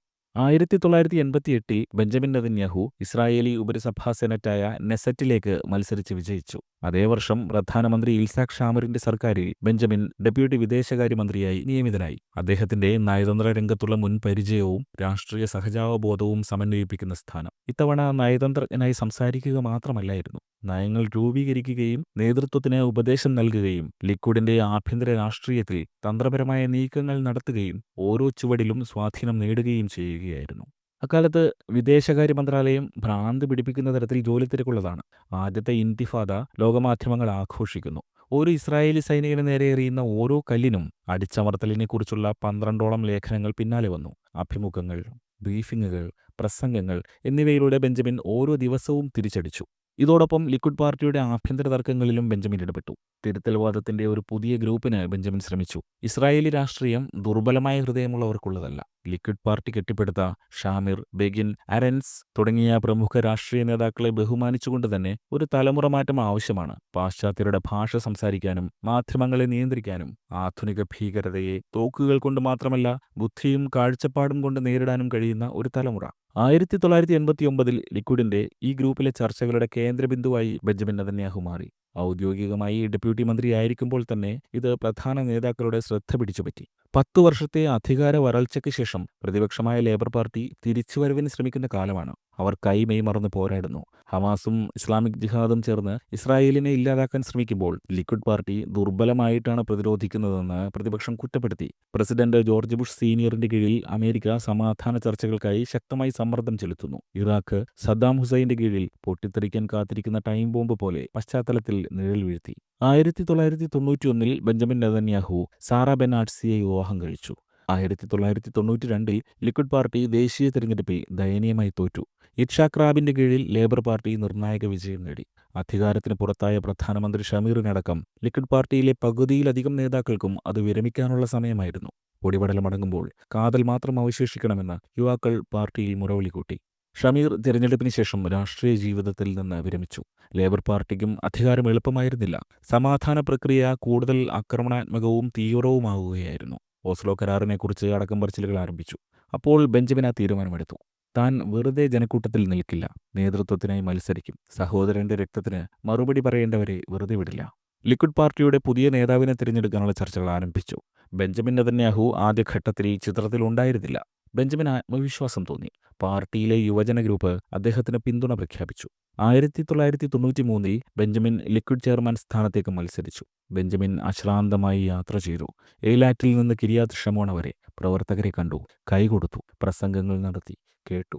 1973 മുതൽ നെസറ്റ് അംഗവും നിരവധി തവണ മന്ത്രിയുമായിരുന്ന ഏരിയൽ ഷാരോണിനാണ് എല്ലാവരും സാധ്യത കൽപ്പിച്ചത്. പാർട്ടിയിലെ അധികായന്മാരായ ബെന്നി ബെഗിൻ, മോശെ കാറ്റ്സാവ്, ഡേവിഡ് ലെവി എന്നിവരും മത്സരരംഗത്തുണ്ടായിരുന്നു. അപ്രതീക്ഷിതമായി ഏരിയൽ ഷാരോൺ മത്സരത്തിൽ നിന്ന് പിന്മാറുന്നതായി പ്രഖ്യാപിച്ചു. കടുത്ത പ്രചാരണമായിരുന്നു.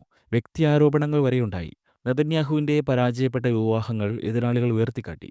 കടുത്ത വലതുപക്ഷക്കാരായ അമേരിക്കൻ ജൂത സംഘടനയും ഇവാഞ്ചലിക്കൽ ക്രിസ്ത്യൻസും നെതന്യാഹുവിനാണ് പിന്തുണ പ്രഖ്യാപിച്ചത്. അവർ അദ്ദേഹത്തിന് ധാരാളം പണം അയച്ചു കൊടുത്തു. നെതന്യാഹു ഇസ്രായേലിൽ ജനിച്ചു വളർന്നവരാണ്. മറ്റ് സ്ഥാനാർത്ഥികൾ കുടിയേറിയവരും. ആ പ്രചരണം ഫലം ചെയ്യുന്നതായിരുന്നു. ഫലം വന്നു. തൊട്ടടുത്ത എതിരാളിയായ ഡേവിഡ് ലെവിയേക്കാൾ ഇരട്ടിയിലധികം വോട്ടുകൾ നേടി ബെഞ്ചമിൻ നെതന്യാഹു ലിക്വിഡ് പാർട്ടി ചെയർമാനായി തിരഞ്ഞെടുക്കപ്പെട്ടു. 72,705 വോട്ടുകളാണ് അദ്ദേഹം നേടിയത്. പോൾ ചെയ്തതിന്റെ 52.1%. അത് വലിയൊരു വിജയമായിരുന്നു. എതിരാളികൾക്കെല്ലാം കൂടി അത്രയും വോട്ടുകൾ ലഭിച്ചിരുന്നില്ല. അതൊരു വ്യക്തിപരമായ വിജയത്തേക്കാൾ വലുതായിരുന്നു. തനിക്ക് മുന്നിലുള്ളത് എന്താണെന്ന് ബെഞ്ചമിൻ അറിയാം. അടിയന്തരമായി ജനങ്ങളുടെ വിശ്വാസം പുനഃസ്ഥാപിക്കണം. അടുത്ത തിരഞ്ഞെടുപ്പിൽ അധികാരത്തിലെത്തണം. പ്രധാനമന്ത്രിയായ റാബിൻ യാസർ അറാഫത്തുമായി ഓസ്ലോ ചർച്ചകൾക്ക് തുടക്കമിട്ടിരുന്നു. വൈറ്റ് ഹൗസിന്റെ പുൽമേട്ടിൽ അധികം വൈകാതെ അവർ ഹസ്തദാനം നടത്തും. ലിക്വിഡ് പാർട്ടി ഓസ്ലോ കരാറിനായി തയ്യാറാക്കിയിരിക്കുന്ന കരടിലെ മിക്ക വ്യവസ്ഥകളും എതിർത്തു. അതിനെക്കുറിച്ച് ക്യാമ്പയിൻ നടത്തി. താൻ സമാധാനത്തിനെതിരല്ലെന്ന് ബെഞ്ചമിൻ നെതന്യാഹു പ്രസംഗിച്ചു. പക്ഷേ മിഥ്യാബോധങ്ങൾക്കെതിരാണ്. തുടർന്നുള്ള വർഷങ്ങൾ ബെഞ്ചമിൻ വിശ്രമിച്ചിട്ടില്ല. നെസറ്റിലെ അദ്ദേഹത്തിന്റെ പ്രസംഗങ്ങൾ, അഭിമുഖങ്ങൾ, ഇസ്രായേലിലുടനീളമുള്ള പൊതുസമ്മേളനങ്ങൾ എല്ലാം മൂർച്ചയുള്ളതായിരുന്നു. ചിലപ്പോൾ അവ വിവാദമായി. ജൂതജനതയ്ക്ക് അവരുടെ പൂർവികരുടെ മാതൃഭൂമിയിൽ ഒരു ഒഴിവുകഴിവുമില്ലാതെ സ്വയം പ്രതിരോധിക്കാൻ അവകാശമുണ്ടെന്ന് ബെഞ്ചമിൻ നെതന്യാഹു വിശ്വസിച്ചു. 1995 ഇസ്രായേൽ നടുങ്ങി. സമാധാന ചർച്ചകൾക്ക് മുൻകൈയെടുത്ത പ്രധാനമന്ത്രി ഇറ്റ്ഷാഖ് റാബിനെ ഒരു ജൂത തീവ്രവാദിയായ ഈഗൽ അമീർ വെടിവെച്ച് കൊലപ്പെടുത്തി. പലസ്തീനുമായുള്ള സൗഹൃദം രുചിക്കാതിരുന്ന ജൂത തീവ്രവാദ സംഘമായിരുന്നു പിന്നിൽ. രാജ്യം സ്തംഭിച്ചു. തുടർന്നുള്ള ദിവസങ്ങൾ ഇരുണ്ടതായിരുന്നു. ഇസ്രായേലിൽ സമാധാനത്തിനെതിരെ ഭിന്നത സൃഷ്ടിച്ചതിന് ചില വിഭാഗം ബെഞ്ചമിനെയും കുറ്റപ്പെടുത്തി. ബെഞ്ചമിൻ നിശബ്ദത പാലിച്ചു. ഷിമോൺ പെരസ് പ്രധാനമന്ത്രിയായി. സമാധാന പ്രക്രിയ വേഗത്തിലായി. ഇത് ഇസ്രായേലിൽ ചില രാഷ്ട്രീയ പ്രകമ്പനങ്ങൾ സൃഷ്ടിക്കുന്നുണ്ടായിരുന്നു. 1996 തിരഞ്ഞെടുപ്പ് ചരിത്രമായിരുന്നു. ഇസ്രായേലിന്റെ ചരിത്രത്തിൽ ആദ്യമായി പ്രധാനമന്ത്രിയെ ജനങ്ങൾ നേരിട്ട് തിരഞ്ഞെടുക്കുന്ന തരത്തിൽ ഭരണഘടന പരിഷ്കരിച്ചിരുന്നു. ലിക്വിഡ് പാർട്ടി ചെയർമാൻ ബെഞ്ചമിൻ നെതന്യാഹുവും ലേബർ പാർട്ടി നേതാവ് ഷിമോൺ പെരസും തമ്മിലായിരുന്നു പ്രധാനമന്ത്രി സ്ഥാനത്തിനായി മത്സരം. അത് നയങ്ങളുടെ മത്സരം മാത്രമായിരുന്നില്ല, ദർശനങ്ങളുടെ മത്സരമായിരുന്നു. ഷിമോൺ പെരസ് വിട്ടുവീഴ്ചയോടുകൂടിയ സമാധാനം വാഗ്ദാനം ചെയ്തു. ബെഞ്ചമിൻ നെതന്യാഹു പ്രായോഗികതയിലൂന്നിയ സുരക്ഷ വാഗ്ദാനം ചെയ്തു. ഷിമോൺ പെരസ് ഓസ്ലോ കരാറിനെ മാനിച്ചു.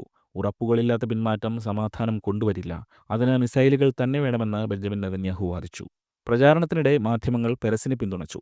അഭിപ്രായ വോട്ടെടുപ്പുകൾ ബെഞ്ചമിനെതിരായിരുന്നു. പ്രചാരണത്തിനിടെ ജെറുസലേമിലും ടെൽ അവീവിലും ബസ് ബോംബാക്രമണങ്ങളുണ്ടായി. കഫേകളിലും മാർക്കറ്റുകളിലും നിരപരാധികളുടെ ജീവൻ നഷ്ടപ്പെട്ടു. ജനങ്ങൾ ഭയന്നു. അവർക്ക് ഭയപ്പെടാൻ കാരണമുണ്ടായിരുന്നു. തിരഞ്ഞെടുപ്പുകളെ ഇത് ശക്തമായി സ്വാധീനിച്ചു. ബെഞ്ചമിൻ രാജ്യത്തുടനീളം യാത്ര ചെയ്ത് ജനങ്ങളോട് നേരിട്ട് സംസാരിച്ചു. മാധ്യമങ്ങളെ ഒഴിവാക്കി. അവരുടെ ഫിൽട്ടറുകളാൽ സ്വന്തം നയം രൂപപ്പെടുത്താൻ വിസമ്മതിച്ചു. താൻ കണ്ട സത്യം പറഞ്ഞു. സുരക്ഷയില്ലാതെ സമാധാനം അസാധ്യമാണ്. നേതൃത്വമെന്നാൽ കയ്യടിയിൽ വശംവദരാകാതെ ഏറ്റവും പ്രധാനപ്പെട്ട കാര്യങ്ങളിൽ ഉറച്ചു നിൽക്കുക എന്നതാണ്. ബെഞ്ചമിൻ നെതന്യാഹുവിനാണ് ഫണ്ടൊഴുകിയത്. ഇക്കാര്യത്തിൽ തന്റെ നയതന്ത്ര പാഠവും അദ്ദേഹം ഉപയോഗിച്ചു. ലോകം മുഴുവനുമുള്ള ജൂതന്മാർക്കിടയിൽ അദ്ദേഹത്തിന് ആളുണ്ടായിരുന്നു. ഓസ്ട്രേലിയൻ മൈനിങ് ഭീമനായ ജോസഫ് ഗുട്നിക്ക് അക്കാലത്ത് $1 മില്യൺ ബെഞ്ചമിന്റെ തിരഞ്ഞെടുപ്പ് പ്രചാരണത്തിനായി സംഭാവന നൽകിയത്. അമേരിക്കൻ പ്രസിഡന്റ് ബിൽ ക്ലിന്റൺ പിന്തുണച്ചത് ഷിമോൺ പെരസിനെയായിരുന്നു. തീവ്ര ജൂത വലതുപക്ഷം ബെഞ്ചമിന് നിശബ്ദ പിന്തുണ പ്രഖ്യാപിച്ചു. 1996 മെയ് 29 തെരഞ്ഞെടുപ്പ് നടന്നു. ബെഞ്ചമിന്റെ ജീവിതത്തിലെ ഏറ്റവും ദൈർഘ്യമേറിയ രാത്രികളിൽ ഒന്നായിരുന്നു അത്. ആദ്യകാല എക്സിറ്റ് പോളുകൾ ബെഞ്ചമിൻ പിന്നിലാണെന്ന് കാണിച്ചു. പെരസ് ആഘോഷിക്കുകയായിരുന്നു. എന്നാൽ പിന്നീട് പതിയെ തരംഗം മാറാൻ തുടങ്ങി. നഗരത്തിന് പിന്നാലെ നഗരം, ജില്ലയ്ക്ക് പിന്നാലെ ജില്ല, അക്കങ്ങൾ മാറിക്കൊണ്ടിരുന്നു. അന്തിമ ഫലം വന്നപ്പോൾ അതിവ്യക്തമായിരുന്നു. ബെഞ്ചമിൻ നെതന്യാഹു വിജയിച്ചു, നേരിയ ഭൂരിപക്ഷത്തിന്. നെതന്യാഹു 50.50% വോട്ടുകൾ നേടിയപ്പോൾ ലേബർ പാർട്ടിയുടെ ഷിമോൺ പെരസിന് ലഭിച്ചത് 49.50% വോട്ട്. 1% വോട്ടിന്റെ മാത്രം വ്യത്യാസം. ഇസ്രായേൽ ചരിത്രത്തിലെ ഏറ്റവും പ്രായം കുറഞ്ഞ പ്രധാനമന്ത്രിയായി ബെഞ്ചമിൻ നെതന്യാഹു സത്യപ്രതിജ്ഞ ചെയ്തു. നെസറ്റിൽ ലിക്കുഡ് പാർട്ടിക്ക് ഭൂരിപക്ഷം ഉണ്ടായിരുന്നില്ല. 32 സീറ്റുകൾ ലിക്കുഡ് പാർട്ടിക്ക് ലഭിച്ചപ്പോൾ ലേബർ പാർട്ടിക്ക് 34 സീറ്റുകൾ ലഭിച്ചു. അത് നെതന്യാഹുവിന് കാര്യങ്ങൾ എളുപ്പമാക്കില്ലെന്ന് മാധ്യമങ്ങൾ വിധിച്ചു. പ്രധാനമന്ത്രിയായി ബെഞ്ചമിൻ നെതന്യാഹു ആദ്യം ഒപ്പുവെച്ചത് ജെറുസലേമിലെ വെസ്റ്റേൺ വാൾ ടണലിലേക്ക് ഒരു പുതിയ വഴി തുറക്കാനുള്ള ഉത്തരവായിരുന്നു. പ്രകോപനത്തിലായിരുന്നില്ല, ചരിത്രത്തിലായിരുന്നു ആ നീക്കം വേരൂന്നിയത്. തുരങ്കം ജൂതന്മാരുടെ പുരാതന സിനഗോഗിന്റെ അടിത്തറയ്ക്ക് സമാന്തരമായിട്ടായിരുന്നു. യഹൂദമതത്തിലെ ഏറ്റവും വിശുദ്ധമായ സ്ഥലങ്ങളിലൊന്ന്. വർഷങ്ങളായി ഈ വഴിയിലേക്ക് പ്രവേശനം പരിമിതപ്പെടുത്തിയിരുന്നു. ഒരു പരമാധികാര ജൂതരാഷ്ട്രത്തിൽ തങ്ങളുടെ തലസ്ഥാനത്ത് സന്ദർശകർക്കും ആരാധകർക്കും രണ്ടാമതൊരു വഴി തുറക്കാൻ തങ്ങൾക്ക് അവകാശമുണ്ടെന്ന് നെതന്യാഹു വിശ്വസിച്ചു. ലോകമാകെ ഈ പ്രവൃത്തി വിമർശിക്കപ്പെട്ടു. കലാപങ്ങൾ പൊട്ടിപ്പുറപ്പെട്ടു. പലസ്തീൻ അതോറിറ്റി നേരിട്ട് ഏറ്റുമുട്ടലിനിറങ്ങി. ഡസൻ കണക്കിന് ആളുകൾ കൊല്ലപ്പെട്ടു. നെതന്യാഹുവിന്റെ യുഗം തുടങ്ങുകയായിരുന്നു. 1997 ഒപ്പിട്ട ഹെബ്രോൺ പ്രോട്ടോകോൾ നെതന്യാഹു ഒപ്പിട്ടതിൽ വെച്ച് അദ്ദേഹത്തിന് ഏറ്റവും വേദനാജനകമായ ഒത്തുതീർപ്പായിരുന്നു. ഇസ്രായേലിന്റെ പുരാതനവും പ്രക്ഷുബ്ധവുമായ നഗരങ്ങളിലൊന്നായ ഹെബ്രോണിൽ നിന്ന് ഇസ്രായേൽ സേനയുടെ 80% പിൻവാങ്ങണമെന്ന് പ്രോട്ടോകോൾ ആവശ്യപ്പെട്ടു. ഹെബ്രോൺ ജൂതന്മാർക്കും മുസ്ലിങ്ങൾക്കും ഒരുപോലെ പുണ്യസ്ഥലമായിരുന്നു. നെതന്യാഹുവിന്റെ ഹൃദയം വേദനിച്ചു. ഇസ്രായേലിന്റെ ഗോത്രപിതാക്കന്മാരായ അബ്രഹാം, ഐസക്, ജേക്കബ് എന്നിവരുടെ അന്ത്യവിശ്രമ സ്ഥലമായിരുന്നു ഹെബ്രോൺ. നെതന്യാഹു സ്വയം ചോദിച്ചു, നമ്മൾ ചരിത്രത്തെ ഉപേക്ഷിക്കുകയാണോ? നമ്മൾ നമ്മുടെ ജനങ്ങളെ സംരക്ഷിക്കുകയാണോ? രണ്ടിനും ഉത്തരം നൽകേണ്ടതുണ്ടായിരുന്നു. നെതന്യാഹു ഒപ്പിട്ടു. പലസ്തീനികൾ പെട്ടെന്ന് സമാധാനപരമായ പങ്കാളികളായി മാറിയെന്ന് വിശ്വസിച്ചതുകൊണ്ടായിരുന്നില്ല. മറിച്ച് ലോകത്തെയും ഏറ്റവും പ്രധാനമായി ഇസ്രായേലി ജനങ്ങളെയും താൻ ഉത്തരവാദിത്തമുള്ളൊരു നേതാവാണെന്നും പ്രത്യയശാസ്ത്രത്തെ നയതന്ത്രവുമായി സന്തുലിതമാക്കാൻ കഴിവുള്ളവനാണെന്നും കാണിക്കേണ്ടതുണ്ടായിരുന്നതുകൊണ്ടായിരുന്നു. അതൊരു കൈപ്പേറിയ അനുഭവമായിരുന്നു. വൈകിയാണ് ബുദ്ധി വന്നതെന്ന് പറഞ്ഞ് ഇടതുപക്ഷം നെതന്യാഹുവിനെ പരിഹസിച്ചു. വലതുപക്ഷം അദ്ദേഹത്തെ വഞ്ചകനെന്ന് ആരോപിച്ചു. അതേ വർഷം ഹസ്തദാനങ്ങളുടെയും ഔപചാരിക ഉടമ്പടികളുടെയും ലോകത്തുനിന്ന് വളരെ ദൂരെയായി മൊസാദിന്റെ ആധുനിക ചരിത്രത്തിലെ ഏറ്റവും ധീരവും എന്നാൽ മിക്കപ്പോഴും വിനാശകരവുമായ ഒരു രഹസ്യ ഓപ്പറേഷന് നെതന്യാഹു അനുമതി നൽകി. ഇസ്രായേലികൾക്കെതിരെ നിരന്തര ആക്രമണം നടത്തുന്ന ഹമാസ് നേതാവ് ഖാലിദ് മഷാലിനെ വധിക്കാനായിരുന്നു പദ്ധതി. ഒരു ഇസ്രായേലി ഏജന്റ് ജോർദാനിലെ അമ്മാനിൽ വെച്ച് ഖാലിദിനെ സമീപിച്ച് മാരകമായ വിഷം നൽകുക. പദ്ധതി പാളി. ഓപ്പറേഷൻ ലീക്ക് ചെയ്യപ്പെട്ടു. ഇസ്രായേലി ഏജന്റുമാർ പിടിയിലായി. നെതന്യാഹു മൃദുലമായ സൗഹൃദം സൂക്ഷിച്ചിരുന്ന ജോർദാനിലെ ഹുസൈൻ രാജാവ് രോഷാകുലനായി. മേഖലയിലെ ദുർബലമായ സമാധാനം തകർക്കാൻ സാധ്യതയുണ്ടായിരുന്ന നയതന്ത്ര പ്രതിസന്ധി നെതന്യാഹു നേരിടുകയായിരുന്നു. അമേരിക്കൻ പ്രസിഡന്റ് ബിൽ ക്ലിന്റൺ ഇടപെട്ടു. ഇസ്രായേലി ഏജന്റുമാരെ ജോർദാനിൽ നിന്ന് വിട്ടയക്കാൻ ഹമാസിന്റെ ആത്മീയ നേതാവായ ഷെയ്ഖ് അഹമ്മദ് യാസിനെ ഇസ്രായേലിന് വിട്ടുകൊടുക്കേണ്ടി വന്നു. 1999 ആയപ്പോഴേക്കും പൊതുജനാഭിപ്രായം നെതന്യാഹുവിനെതിരെ തിരിഞ്ഞിരുന്നു. പ്രധാനമന്ത്രിയായി 3 വർഷം പിന്നിട്ടിരിക്കുന്നു. അഴിമതികളും രാഷ്ട്രീയ സത്യസന്ധതയില്ലായ്മയും പാളിയ ഓപ്പറേഷനുകളും നിരന്തരമായ മാധ്യമ ആക്രമണവും നെതന്യാഹുവിനെ പ്രതിസന്ധിയിലാക്കി. പ്രതിപക്ഷ നേതാവായ ലേബർ പാർട്ടിയുടെ യഹൂദി ബറാക്ക് ജനപിന്തുണയിൽ മുന്നേറുന്നു. എല്ലാ ഘടകങ്ങളും എതിരായതോടെ ആത്മവിശ്വാസമില്ലാതെയാണ് നെതന്യാഹു 1999 തിരഞ്ഞെടുപ്പിനെ നേരിട്ടത്. അദ്ദേഹം തോറ്റു. നെതന്യാഹു രാഷ്ട്രീയത്തിൽ നിന്ന് പൂർണ്ണമായും പിന്മാറി. അദ്ദേഹത്തിന് ശ്വാസം മുട്ടി. പ്രധാനമന്ത്രി സ്ഥാനത്തിനായി താൻ എല്ലാം നൽകിയിരുന്നു. അതിന് പകരമായി പൊള്ളലേൽക്കുകയും അപമാനിക്കപ്പെടുകയും ക്ഷീണിക്കുകയും ചെയ്തിരിക്കുന്നു. ലിക്വിഡ് പാർട്ടിക്കുള്ളിൽ പോലും തന്റെ ശത്രുക്കളെ നെതന്യാഹു തിരിച്ചറിഞ്ഞു. തനിച്ചിരിക്കാനുള്ള സമയമാണെന്ന് നെതന്യാഹു കരുതി. പിന്നെ രാഷ്ട്രീയ വനവാസം. 1999 മുതൽ 2000 വരെ സന്ദർശകരെ സ്വീകരിച്ചില്ല. വായിച്ചു. വിദേശത്ത് പ്രഭാഷണങ്ങൾ നടത്തി. കുടുംബത്തോടൊപ്പം സമയം ചെലവഴിച്ചു. യഹൂദി ബറാക്ക് യാസർ അറാഫത്തുമായി ചർച്ച നടത്തുന്നത് ദൂരെ നിന്ന് നോക്കിക്കണ്ടു. ഓസ്ലോ സമാധാന കരാറിന്റെ സ്വപ്നങ്ങൾ തകരുന്നതും അത് കൂടുതൽ അക്രമത്തിലേക്കും നിരാശയിലേക്കും മടങ്ങുന്നതും കണ്ടു. 2000-ലെ ക്യാമ്പ് ഡേവിഡ് ഉച്ചകോടി തകർന്നു. ഇസ്രായേൽ വിട്ടുവീഴ്ച ചെയ്യാൻ തയ്യാറല്ലാത്തതുകൊണ്ടായിരുന്നില്ല, മറിച്ച് യാസർ അറാഫത്ത് ഒരിക്കലും സമാധാനം ഉദ്ദേശിച്ചിരുന്നില്ല എന്നതുകൊണ്ടായിരുന്നു അതെന്ന് നെതന്യാഹു കരുതി. രണ്ടാം ഇൻതിഫാദ പൊട്ടിപ്പുറപ്പെട്ടപ്പോൾ അദ്ദേഹം എപ്പോഴും മുന്നറിയിപ്പ് നൽകിയിരുന്ന കാര്യം ശരിയാണെന്ന് തെളിഞ്ഞു. സുരക്ഷയില്ലാത്ത സമാധാനം സമാധാനമല്ല, അത് കീഴടങ്ങലാണ്. 2001-ൽ നെതന്യാഹുവിന് ഇനിയും നിശബ്ദനായിരിക്കാൻ കഴിഞ്ഞില്ല. ഭീകരതയുടെ തീജ്വാലകൾ ഇസ്രായേലിന്റെ എല്ലാ കോണിലും എത്തിച്ചേർന്നിരിക്കുന്നു. ആത്മഹത്യാ ബോംബർമാർ ബസ്സുകളും കഫേകളും ഡിസ്കോകളും ലക്ഷ്യമിട്ടു. യുവജീവിതങ്ങൾ മതഭ്രാന്ത് നിറഞ്ഞ രാഷ്ട്രീയത്തിനായി ചിതറിപ്പോയി. ജനങ്ങൾ ഭയത്തിലായിരുന്നു. ഭയം വ്യക്തത ആവശ്യപ്പെടുന്നു. 2002-ൽ തിരഞ്ഞെടുപ്പെടുത്തപ്പോൾ ബെഞ്ചമിൻ നെതന്യാഹുവിനെ ലിക്വിഡ് പാർട്ടി തിരിച്ചു വിളിച്ചു. അദ്ദേഹം വിദഗ്ധനായ ഇലക്ഷൻ മാനേജറായിരുന്നു. കൈമെയ് മറന്നു പണിയെടുത്തു. ലിക്വിഡ് പാർട്ടി വിജയിച്ചു. ഏരിയൽ ഷാരോൺ പ്രധാനമന്ത്രിയായി. അഭിപ്രായ വ്യത്യാസങ്ങളുണ്ടായിരുന്നെങ്കിലും നെതന്യാഹു അതിനെ എതിർത്തില്ല. ഏരിയൽ ഷാരോണിന്റെ പാത കൂടുതൽ പ്രായോഗികമായിരുന്നു. സർക്കാരിൽ വീണ്ടും ചേരാൻ ഏരിയൽ ഷാരോൺ ബെഞ്ചമിൻ നെതന്യാഹുവിനെ ക്ഷണിച്ചു. നെതന്യാഹു ക്ഷണം സ്വീകരിച്ചു. 2002-ൽ മുൻ പ്രധാനമന്ത്രിയായ ബെഞ്ചമിൻ നെതന്യാഹു ഏരിയൽ ഷാരോണിന്റെ മന്ത്രിസഭയിൽ വിദേശകാര്യമന്ത്രിയായി.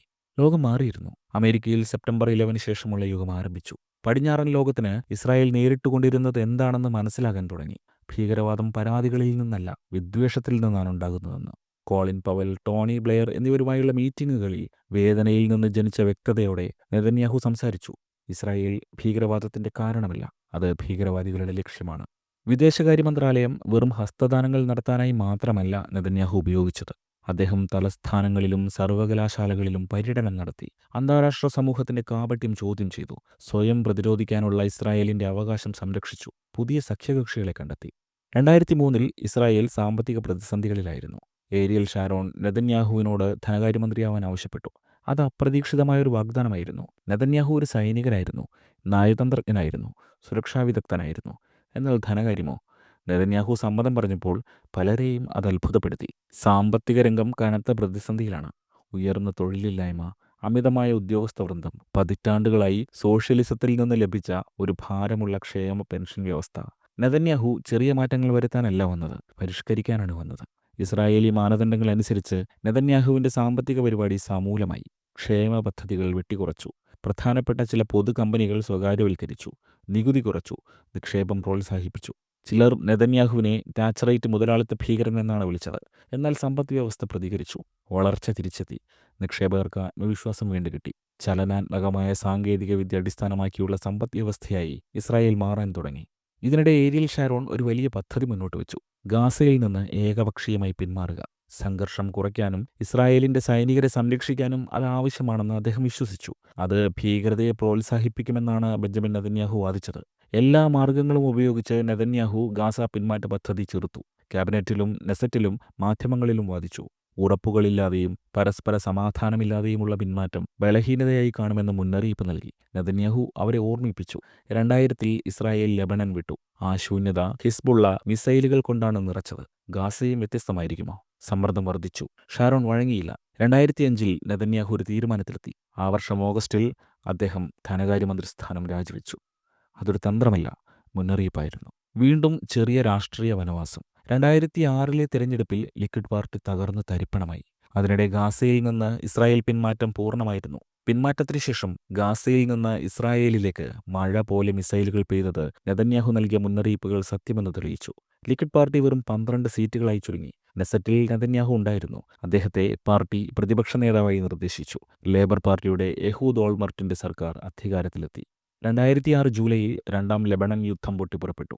ഹിസ്ബുള്ള വടക്കൻ അതിർത്തി കടന്ന് ഇസ്രായേലിന്റെ 3 സൈനികരെ വധിക്കുകയും 2 പേരെ തട്ടിക്കൊണ്ടുപോവുകയും ചെയ്തു. ലെബനന്റെ തെക്കൻ ഭാഗത്ത് ഹിസ്ബുള്ളയുടെ ആയുധശേഖരം ഇറാന്റെ സഹായത്തോടെയും ആയുധങ്ങളോടെയും വർദ്ധിച്ചിരുന്നു. നെതന്യാഹു സർക്കാരിന് മുന്നറിയിപ്പ് നൽകി. ഹൈഫയിലും കിരിയാത് ഷമോണയിലും മിസൈലുകൾ പതിക്കുമ്പോൾ, കുടുംബങ്ങൾ ഷെൽട്ടറുകളിൽ ഒതുങ്ങിക്കൂടുമ്പോൾ, റിസർവ് സേനയെ മുന്നണിയിലേക്ക് എത്തിക്കുമ്പോൾ നെതന്യാഹുവിന്റെ ഹൃദയം വേദനിച്ചു. യുദ്ധം ആവശ്യമായിരുന്നു. അത് നടത്തിയ രീതി ശരിയല്ലായിരുന്നുവെന്ന് നെതന്യാഹു കരുതി. അദ്ദേഹം മുന്നണി സന്ദർശിച്ചു. കമാൻഡർമാരുമായി കൂടിക്കാഴ്ച നടത്തി. ദുഃഖിതരായ കുടുംബങ്ങളുമായി സംസാരിച്ചു. പ്രതിപക്ഷത്തായിരുന്ന സമയം വിമർശിക്കാൻ മാത്രമല്ല, അടുത്തതിനു വേണ്ടി ഒരുങ്ങാനും നെതന്യാഹു ഉപയോഗിച്ചു. അദ്ദേഹം ലിക്വിഡിനെ അടിത്തട്ടിൽ നിന്ന് പുനർനിർമ്മിച്ചു. സാധാരണ പ്രവർത്തകരുമായി കൂടിക്കാഴ്ച നടത്തി. നഗരങ്ങൾ സന്ദർശിച്ചു. സാമ്പത്തിക മാതൃകകളും പ്രതിരോധ തന്ത്രങ്ങളും പഠിച്ചു. മരുഭൂമിയിലെ മഴ നനഞ്ഞു. ഹസ്തദാനം ചെയ്തു. ജനങ്ങളുടെ കണ്ണിൽ നോക്കി പറഞ്ഞു, ഞങ്ങൾ നേതൃത്വം പുനഃസ്ഥാപിക്കും.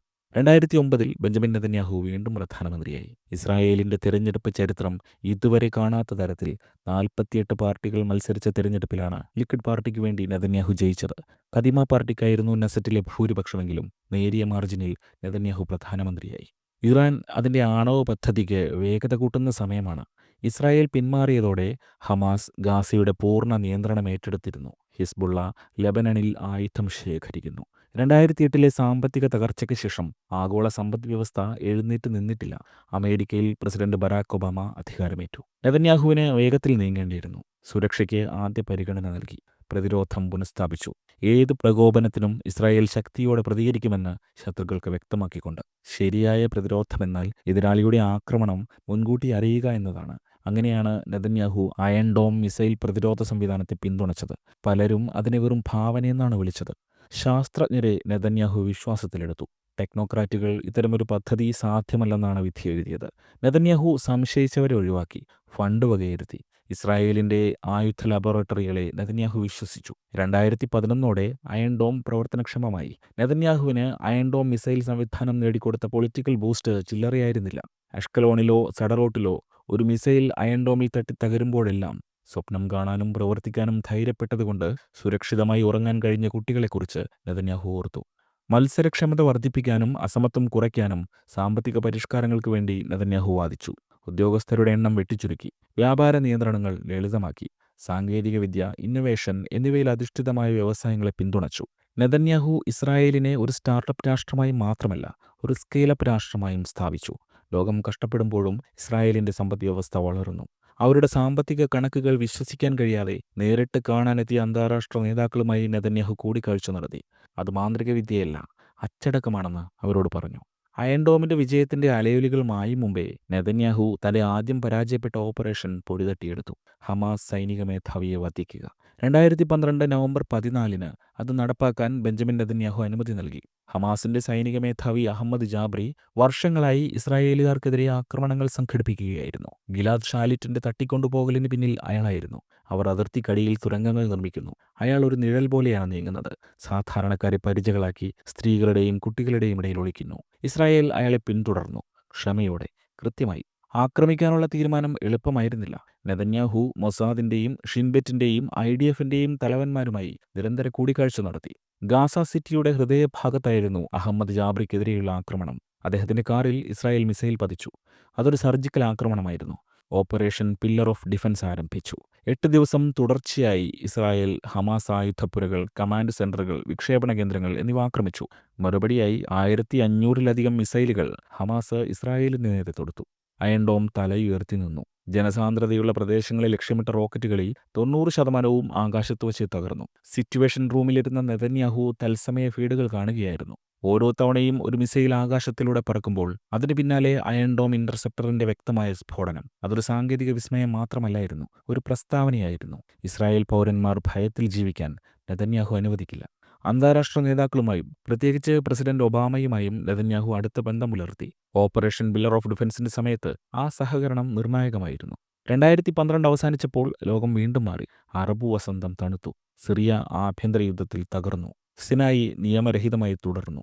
ഇറാൻ ആണവ ബോംബിലേക്ക് കുതിക്കുകയായിരുന്നു. എന്നിട്ടും ഈ അരാജകത്വത്തിനിടയിൽ ഇസ്രായേൽ ഉറച്ചുനിന്നു, സുരക്ഷിതവും ശക്തവും സ്വതന്ത്രവുമായി. ഇതിൻ്റെ ആക്കം കൊണ്ട് 2013 നെതന്യാഹു വീണ്ടും അധികാരത്തിലെത്തി. 2014 ഓപ്പറേഷൻ പ്രൊട്ടക്റ്റീവ് എഡ്ജ് ആരംഭിച്ചു. 50 ദിവസം നീണ്ടുനിന്ന കൊടും യുദ്ധം. ടെൽ അവീവിന് മുകളിൽ സൈറണുകൾ തുടർച്ചയായി മുഴങ്ങി.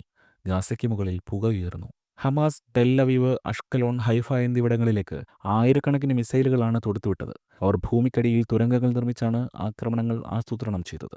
നെതന്യാഹു വ്യോമാക്രമണത്തിന് ഉത്തരവ് നൽകി. അതോടൊപ്പം ഇസ്രായേലിൻ്റെ കാലാൾപ്പട മുന്നോട്ടു നീങ്ങി. അതിൻ്റെ വില ഭയാനകമായിരുന്നു. 2100-ലധികം ഫലസ്തീനുകൾ മരിച്ചു. ചിലർ ദാരുണമായാണ് മരിച്ചത്, പട്ടിണി കിടന്നും ചികിത്സ കിട്ടാതെയും. നെതന്യാഹു ആ വേദന നിഷേധിച്ചില്ല. യുദ്ധം വൃത്തിയുള്ളതല്ല. അദ്ദേഹം ലോകത്തോട് ചോദിച്ചു, നിങ്ങളുടെ കുട്ടികൾ ബോംബ് ഷെൽട്ടറുകളിൽ ഉറങ്ങുകയാണെങ്കിൽ നിങ്ങൾ എന്തു ചെയ്യും? നിങ്ങളുടെ ശത്രു നിങ്ങളുടെ വീട്ടുമുറ്റത്തേക്ക് തുരങ്കങ്ങൾ നിർമ്മിക്കുകയാണെങ്കിൽ എന്തു ചെയ്യും? ഇസ്രായേലിൽ നേതൃത്വം ഒരു സിദ്ധാന്തമല്ല, തത്വശാസ്ത്രമല്ല, അതൊരു അതിജീവനമാണ്. അന്താരാഷ്ട്ര സമ്മർദ്ദം വർദ്ധിച്ചു. CNN ഗാസ കത്തുന്നത് തത്സമയം കാണിച്ചുകൊണ്ടിരുന്നു. UN പതിവ് വിയോജന പ്രഭാഷണങ്ങൾ നിർത്തി. നെതന്യാഹു ഭയപ്പെട്ടില്ല. ഇസ്രായേൽ എങ്ങനെ സ്വയം പ്രതിരോധിക്കണം എന്ന് ലോകം നിർദ്ദേശിക്കാൻ അദ്ദേഹം അനുവദിച്ചില്ല. 2015 തിരഞ്ഞെടുപ്പ് വർഷമായിരുന്നു. മറ്റൊരു ടേം കൂടി ഉറപ്പാക്കേണ്ടതുണ്ടെന്ന് നെതന്യാഹുവിന് അറിയാമായിരുന്നു. ഇത്തവണയും ഇസ്രായേലിലെ മാധ്യമങ്ങൾ നെതന്യാഹുവിനോട് ശത്രുത കാണിച്ചു. നെതന്യാഹു അന്താരാഷ്ട്ര ബന്ധങ്ങൾ വഷളാക്കിയെന്നും ഇസ്രായേലിനെ ഒറ്റപ്പെടുത്തിയെന്നും ആരോപിച്ച് പ്രതിപക്ഷം ചെന്നായ്ക്കളെപ്പോലെ തടിച്ചുകൂടി. എന്നാൽ ജനങ്ങൾക്ക് നന്നായി അറിയാമായിരുന്നു. മിസൈലുകൾ പതിച്ചപ്പോൾ ആരാണ് ഉറച്ചു നിന്നതെന്ന് അവർ ഓർത്തു. നെതന്യാഹു വിജയിച്ചു. 4ാം ടേം. ഇസ്രായേലിൽ വർദ്ധിച്ചുവരുന്ന ജീവിതച്ചെലവ് കുറയ്ക്കുന്നതിനുള്ള ഒരു കൂട്ടം ബജറ്റ് പരിഷ്കാരങ്ങൾ നെതന്യാഹു ആരംഭിച്ചു. ഭവന പരിഷ്കാരങ്ങൾക്കും യൂട്ടിലിറ്റി വെട്ടിക്കുറയ്ക്കലിനും കുത്തകകളുടെ മേൽ കൂടുതൽ മേൽനോട്ടത്തിനും നെതന്യാഹു പ്രേരിപ്പിച്ചു. ഒബാമ ഭരണകൂടം ഇറാൻ ആണവ കരാർ JCPOA നടപ്പാക്കി. ഇസ്രായേൽ അതിനെ ശക്തമായി എതിർത്തു. പരസ്യമായി, നിരന്തരം. JCPOA പ്രതീക്ഷയിലും അന്ധതയിലും കെട്ടിപ്പടുത്ത ഒരു കെട്ടുകഥയാണെന്ന് നെതന്യാഹു കുറ്റപ്പെടുത്തി. അത് ഉപരോധം തൽക്കാലത്തേക്ക് മാറ്റി ഇറാനിലെ രാഷ്ട്രീയക്കാരുടെ ആസ്തി വെളുപ്പിക്കാനുള്ള ഒരു മാർഗം മാത്രമാണ്. ഒരു ചെറിയ ഇടവേളയ്ക്ക് ശേഷം യുറേനിയം സമ്പുഷ്ടീകരണം തുടരാൻ ഇറാനെ ലോകം അനുവദിച്ചു. JCPOA ഇറാനിലെ ബാലിസ്റ്റിക് മിസൈൽ പദ്ധതി അവഗണിച്ചു. അത് സൈനിക സൈറ്റുകളിലെ പരിശോധനകൾ ഒഴിവാക്കി. ഇസ്രായേലിന് മരണം എന്ന് മുദ്രാവാക്യം വിളിക്കുകയും മേഖലയിലുടനീളം തീവ്രവാദികളെ ആയുധമണിയിക്കുകയും ചെയ്യുന്ന ഒരു ഭരണകൂടത്തിന് അത് പച്ചക്കൊടി കാണിച്ചു. നെതന്യാഹു US കോൺഗ്രസിൽ നേരിട്ടെത്തി ഈ വിഷയം അവതരിപ്പിച്ചു. കോൺഗ്രസിൽ പ്രസിഡന്റ് ഒബാമയെ തിരുത്താൻ ശ്രമിച്ചു. ആ വർഷം നെതന്യാഹു ഇന്ത്യ, ആഫ്രിക്ക, കിഴക്കൻ യൂറോപ്പ് എന്നിവിടങ്ങളുമായുള്ള ബന്ധം ശക്തിപ്പെടുത്തി. നവീകരണം, പ്രതിരോധം, വ്യാപാരം എന്നിവ അടിസ്ഥാനമാക്കിയുള്ള പ്രായോഗികവും ആത്മാർത്ഥവുമായ പങ്കാളിത്തങ്ങൾ. നയതന്ത്രപരമായി ഇസ്രായേലിനെ ഏകമാനമുള്ള ഒരു രാജ്യമായി തുടരാൻ കഴിയുമായിരുന്നില്ല. അമേരിക്ക മിഡിൽ ഈസ്റ്റിലെ താൽപ്പര്യങ്ങൾ ഉപേക്ഷിച്ചതിനു ശേഷം അവിടെ വലിയൊരു വിടവുണ്ടായിരുന്നു. അതിനിടെ പ്രധാനമന്ത്രി എന്ന നിലയിൽ ബെഞ്ചമിൻ നെതന്യാഹു വാങ്ങിക്കൂട്ടിയ സമ്മാനങ്ങൾ വ്യക്തിപരമായി സ്വന്തമാക്കിയ കേസിൽ ബെഞ്ചമിൻ നെതന്യാഹുവിനെതിരെ കേസുകൾ രജിസ്റ്റർ ചെയ്യപ്പെട്ടു. ആരോപണങ്ങൾ ദുർബലമായിരുന്നു. എന്നാൽ മാധ്യമങ്ങൾ അവ വലുതാക്കി കൈകാര്യം ചെയ്തു. നെതന്യാഹു ആരോപണങ്ങളെല്ലാം നിഷേധിച്ചു. 2018 നെതന്യാഹുവിന്റെ ഭാര്യ സാറയ്ക്കെതിരെയും അന്വേഷണങ്ങളുണ്ടായി. പ്രധാനമന്ത്രിയുടെ ഔദ്യോഗിക വസതിയിലെ കാറ്ററിംഗ് ചെലവുകളിൽ ക്രമക്കേട് കണ്ടെത്തിയെന്നായിരുന്നു ആരോപണം. അമിത ചെലവ് ആരോപിച്ച് കേസ് രജിസ്റ്റർ ചെയ്യപ്പെട്ടു. 2018 ആഫ്രിക്കയിൽ ഇസ്രായേൽ തങ്ങളുടെ സ്വന്തം സംരംഭങ്ങൾ ആരംഭിച്ചു. പ്രധാനമന്ത്രി മോഡിയുടെ കീഴിൽ ഇന്ത്യയുമായുള്ള തന്ത്രപരമായ സഖ്യം പുതുക്കി. ഇറാനെ ഭയന്നിരുന്ന സുന്നി അറബ് രാജ്യങ്ങളുമായി നിശബ്ദ ബന്ധം ദൃഢപ്പെടുത്തി. തന്റെ കണ്ണുകൾക്ക് മുന്നിൽ മിഡിൽ ഈസ്റ്റ് മാറുന്നത് നെതന്യാഹു കണ്ടു. പഴയ ശത്രുക്കൾ ജാഗ്രതയുള്ള സഖ്യകക്ഷികളായി മാറുന്നു. അതിനിയും സമാധാനമായിരുന്നില്ല. പക്ഷേ രൂപരേഖകൾ രൂപപ്പെട്ടു വരുന്നുണ്ടായിരുന്നു. പ്രതിരോധത്തിന് ആ വർഷം റെക്കോർഡ് ഫണ്ടിംഗ് വകയിരുത്തി. പുതിയ സ്കൂളുകൾ, നെഗവിലും ഗലീലിയിലും ഹൈടെക് നിക്ഷേപ മേഖലകൾ എന്നിവയ്ക്ക് അംഗീകാരം നൽകി. ആ വർഷം ഇസ്രായേലിൽ ഏറ്റവും കൂടുതൽ കാലം പ്രധാനമന്ത്രിയായ നേതാവായി ബെഞ്ചമിൻ നെതന്യാഹു മാറി. രാഷ്ട്രത്തിന്റെ സ്ഥാപകനായ ഡേവിഡ് ബെൻ ഗൂറിയനെ നെതന്യാഹു മറികടന്നു. 2019 നെതന്യാഹു വീണ്ടും തിരഞ്ഞെടുപ്പിൽ മത്സരിച്ചു. ലിക്വിഡ് പാർട്ടി ഏറ്റവും കൂടുതൽ സീറ്റുകൾ നേടി. പക്ഷേ ഒരു സഖ്യം രൂപീകരിക്കാൻ കഴിഞ്ഞില്ല. രാജ്യത്ത് രാഷ്ട്രീയ സ്തംഭനാവസ്ഥ പിടിമുറുക്കി. രണ്ടാമതും മൂന്നാമതും റീഇലക്ഷനുകൾ നടന്നു. നെതന്യാഹു വീണ്ടും അധികാരത്തിലെത്തി. 2021 COVID-19 താണ്ഡവത്തിന് ശേഷം ഇസ്രായേൽ ശ്വാസമെടുക്കാൻ തുടങ്ങിയിരുന്നു. വാക്സിനുകൾ ലഭ്യമായി തുടങ്ങുകയും ഇസ്രായേലിന്റെ ആരോഗ്യ സാങ്കേതിക മേഖല കുതിച്ചുയരുകയും ചെയ്തു. ആ വർഷം മെയ് മാസത്തിൽ ഇസ്രായേലിന്റെ ആകാശം വീണ്ടും ഇരുണ്ടു. Operation guardian of the walls പിറവിയെടുത്തു. ഗാസയിൽ നിന്ന് തുരുതുരാ മിസൈൽ വർഷം തുടങ്ങി. ആയിരക്കണക്കിന് മിസൈലുകൾ.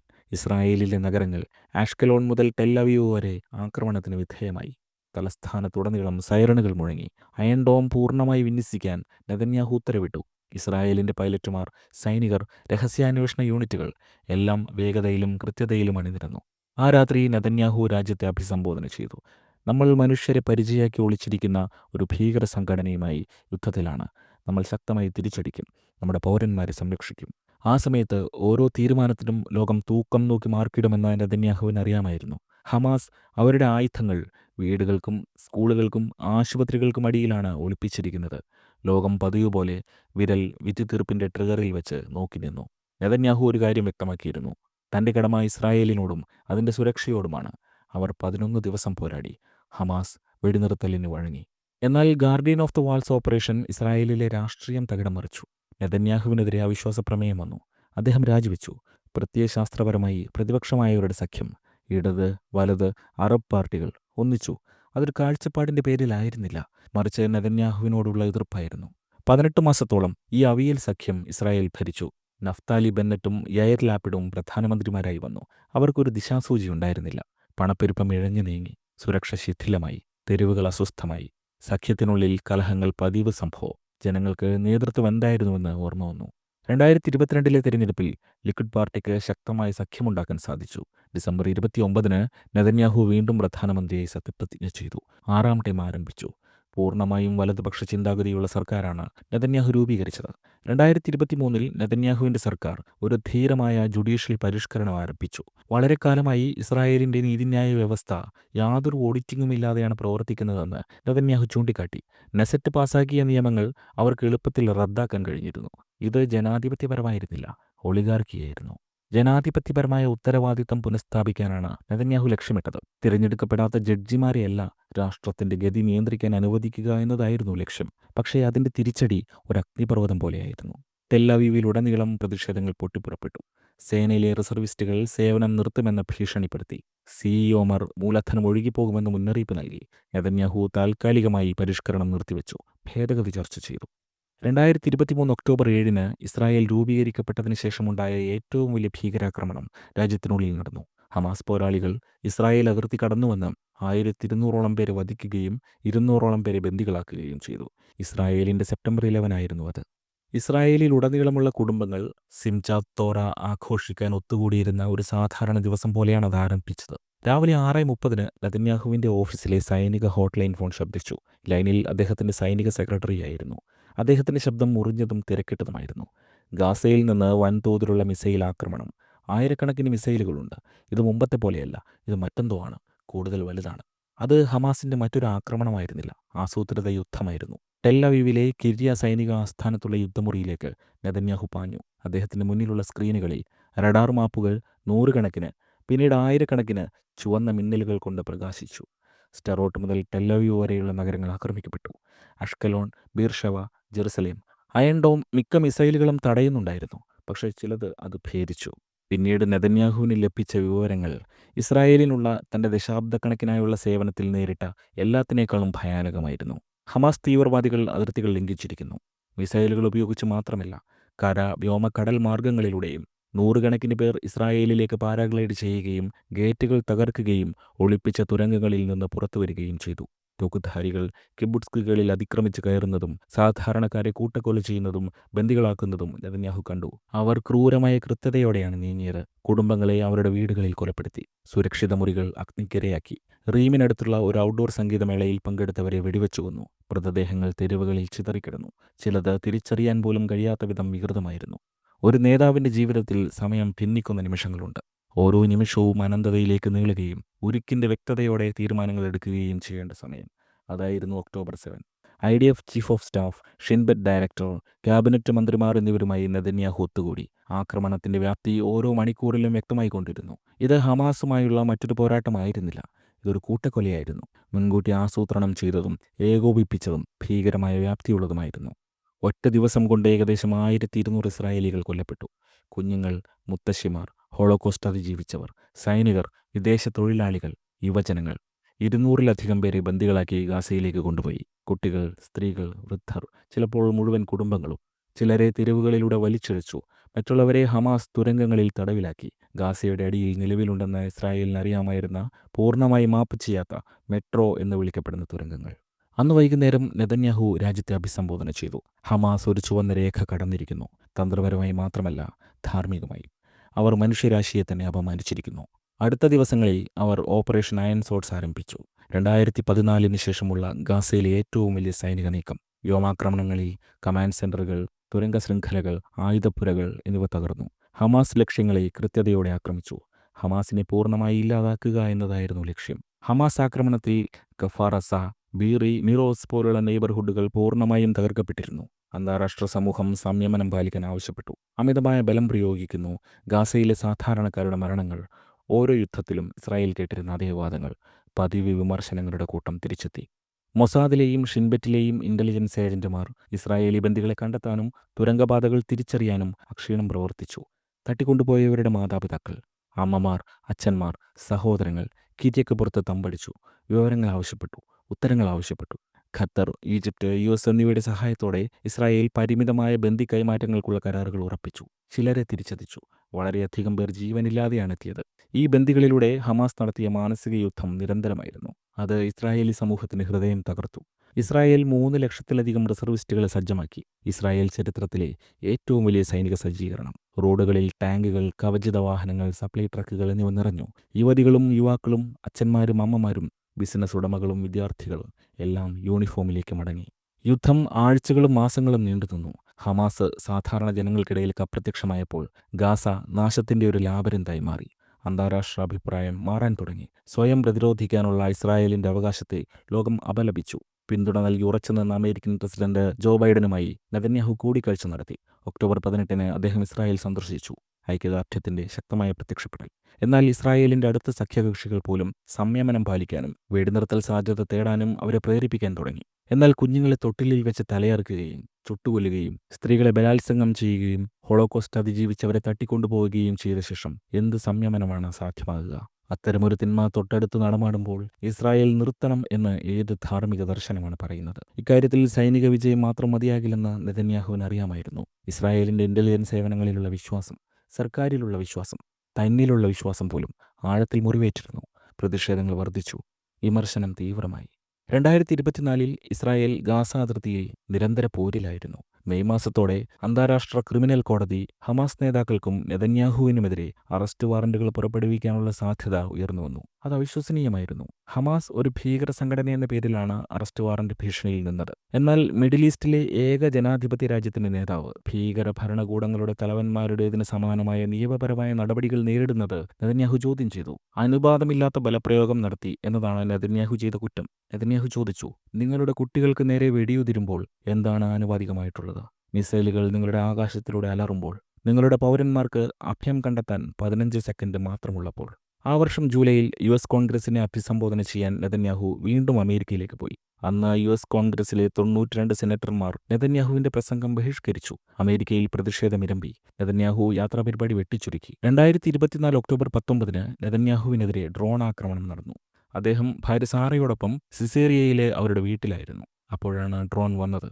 അത് ചെറുതും വേഗതയേറിയതും സ്ഫോടക വസ്തുക്കൾ നിറഞ്ഞതുമായിരുന്നു. ഇസ്രായേലിന്റെ സുരക്ഷാ സംവിധാനം കൃത്യസമയത്ത് അത് തടഞ്ഞു. ആർക്കും പരിക്കേറ്റില്ല.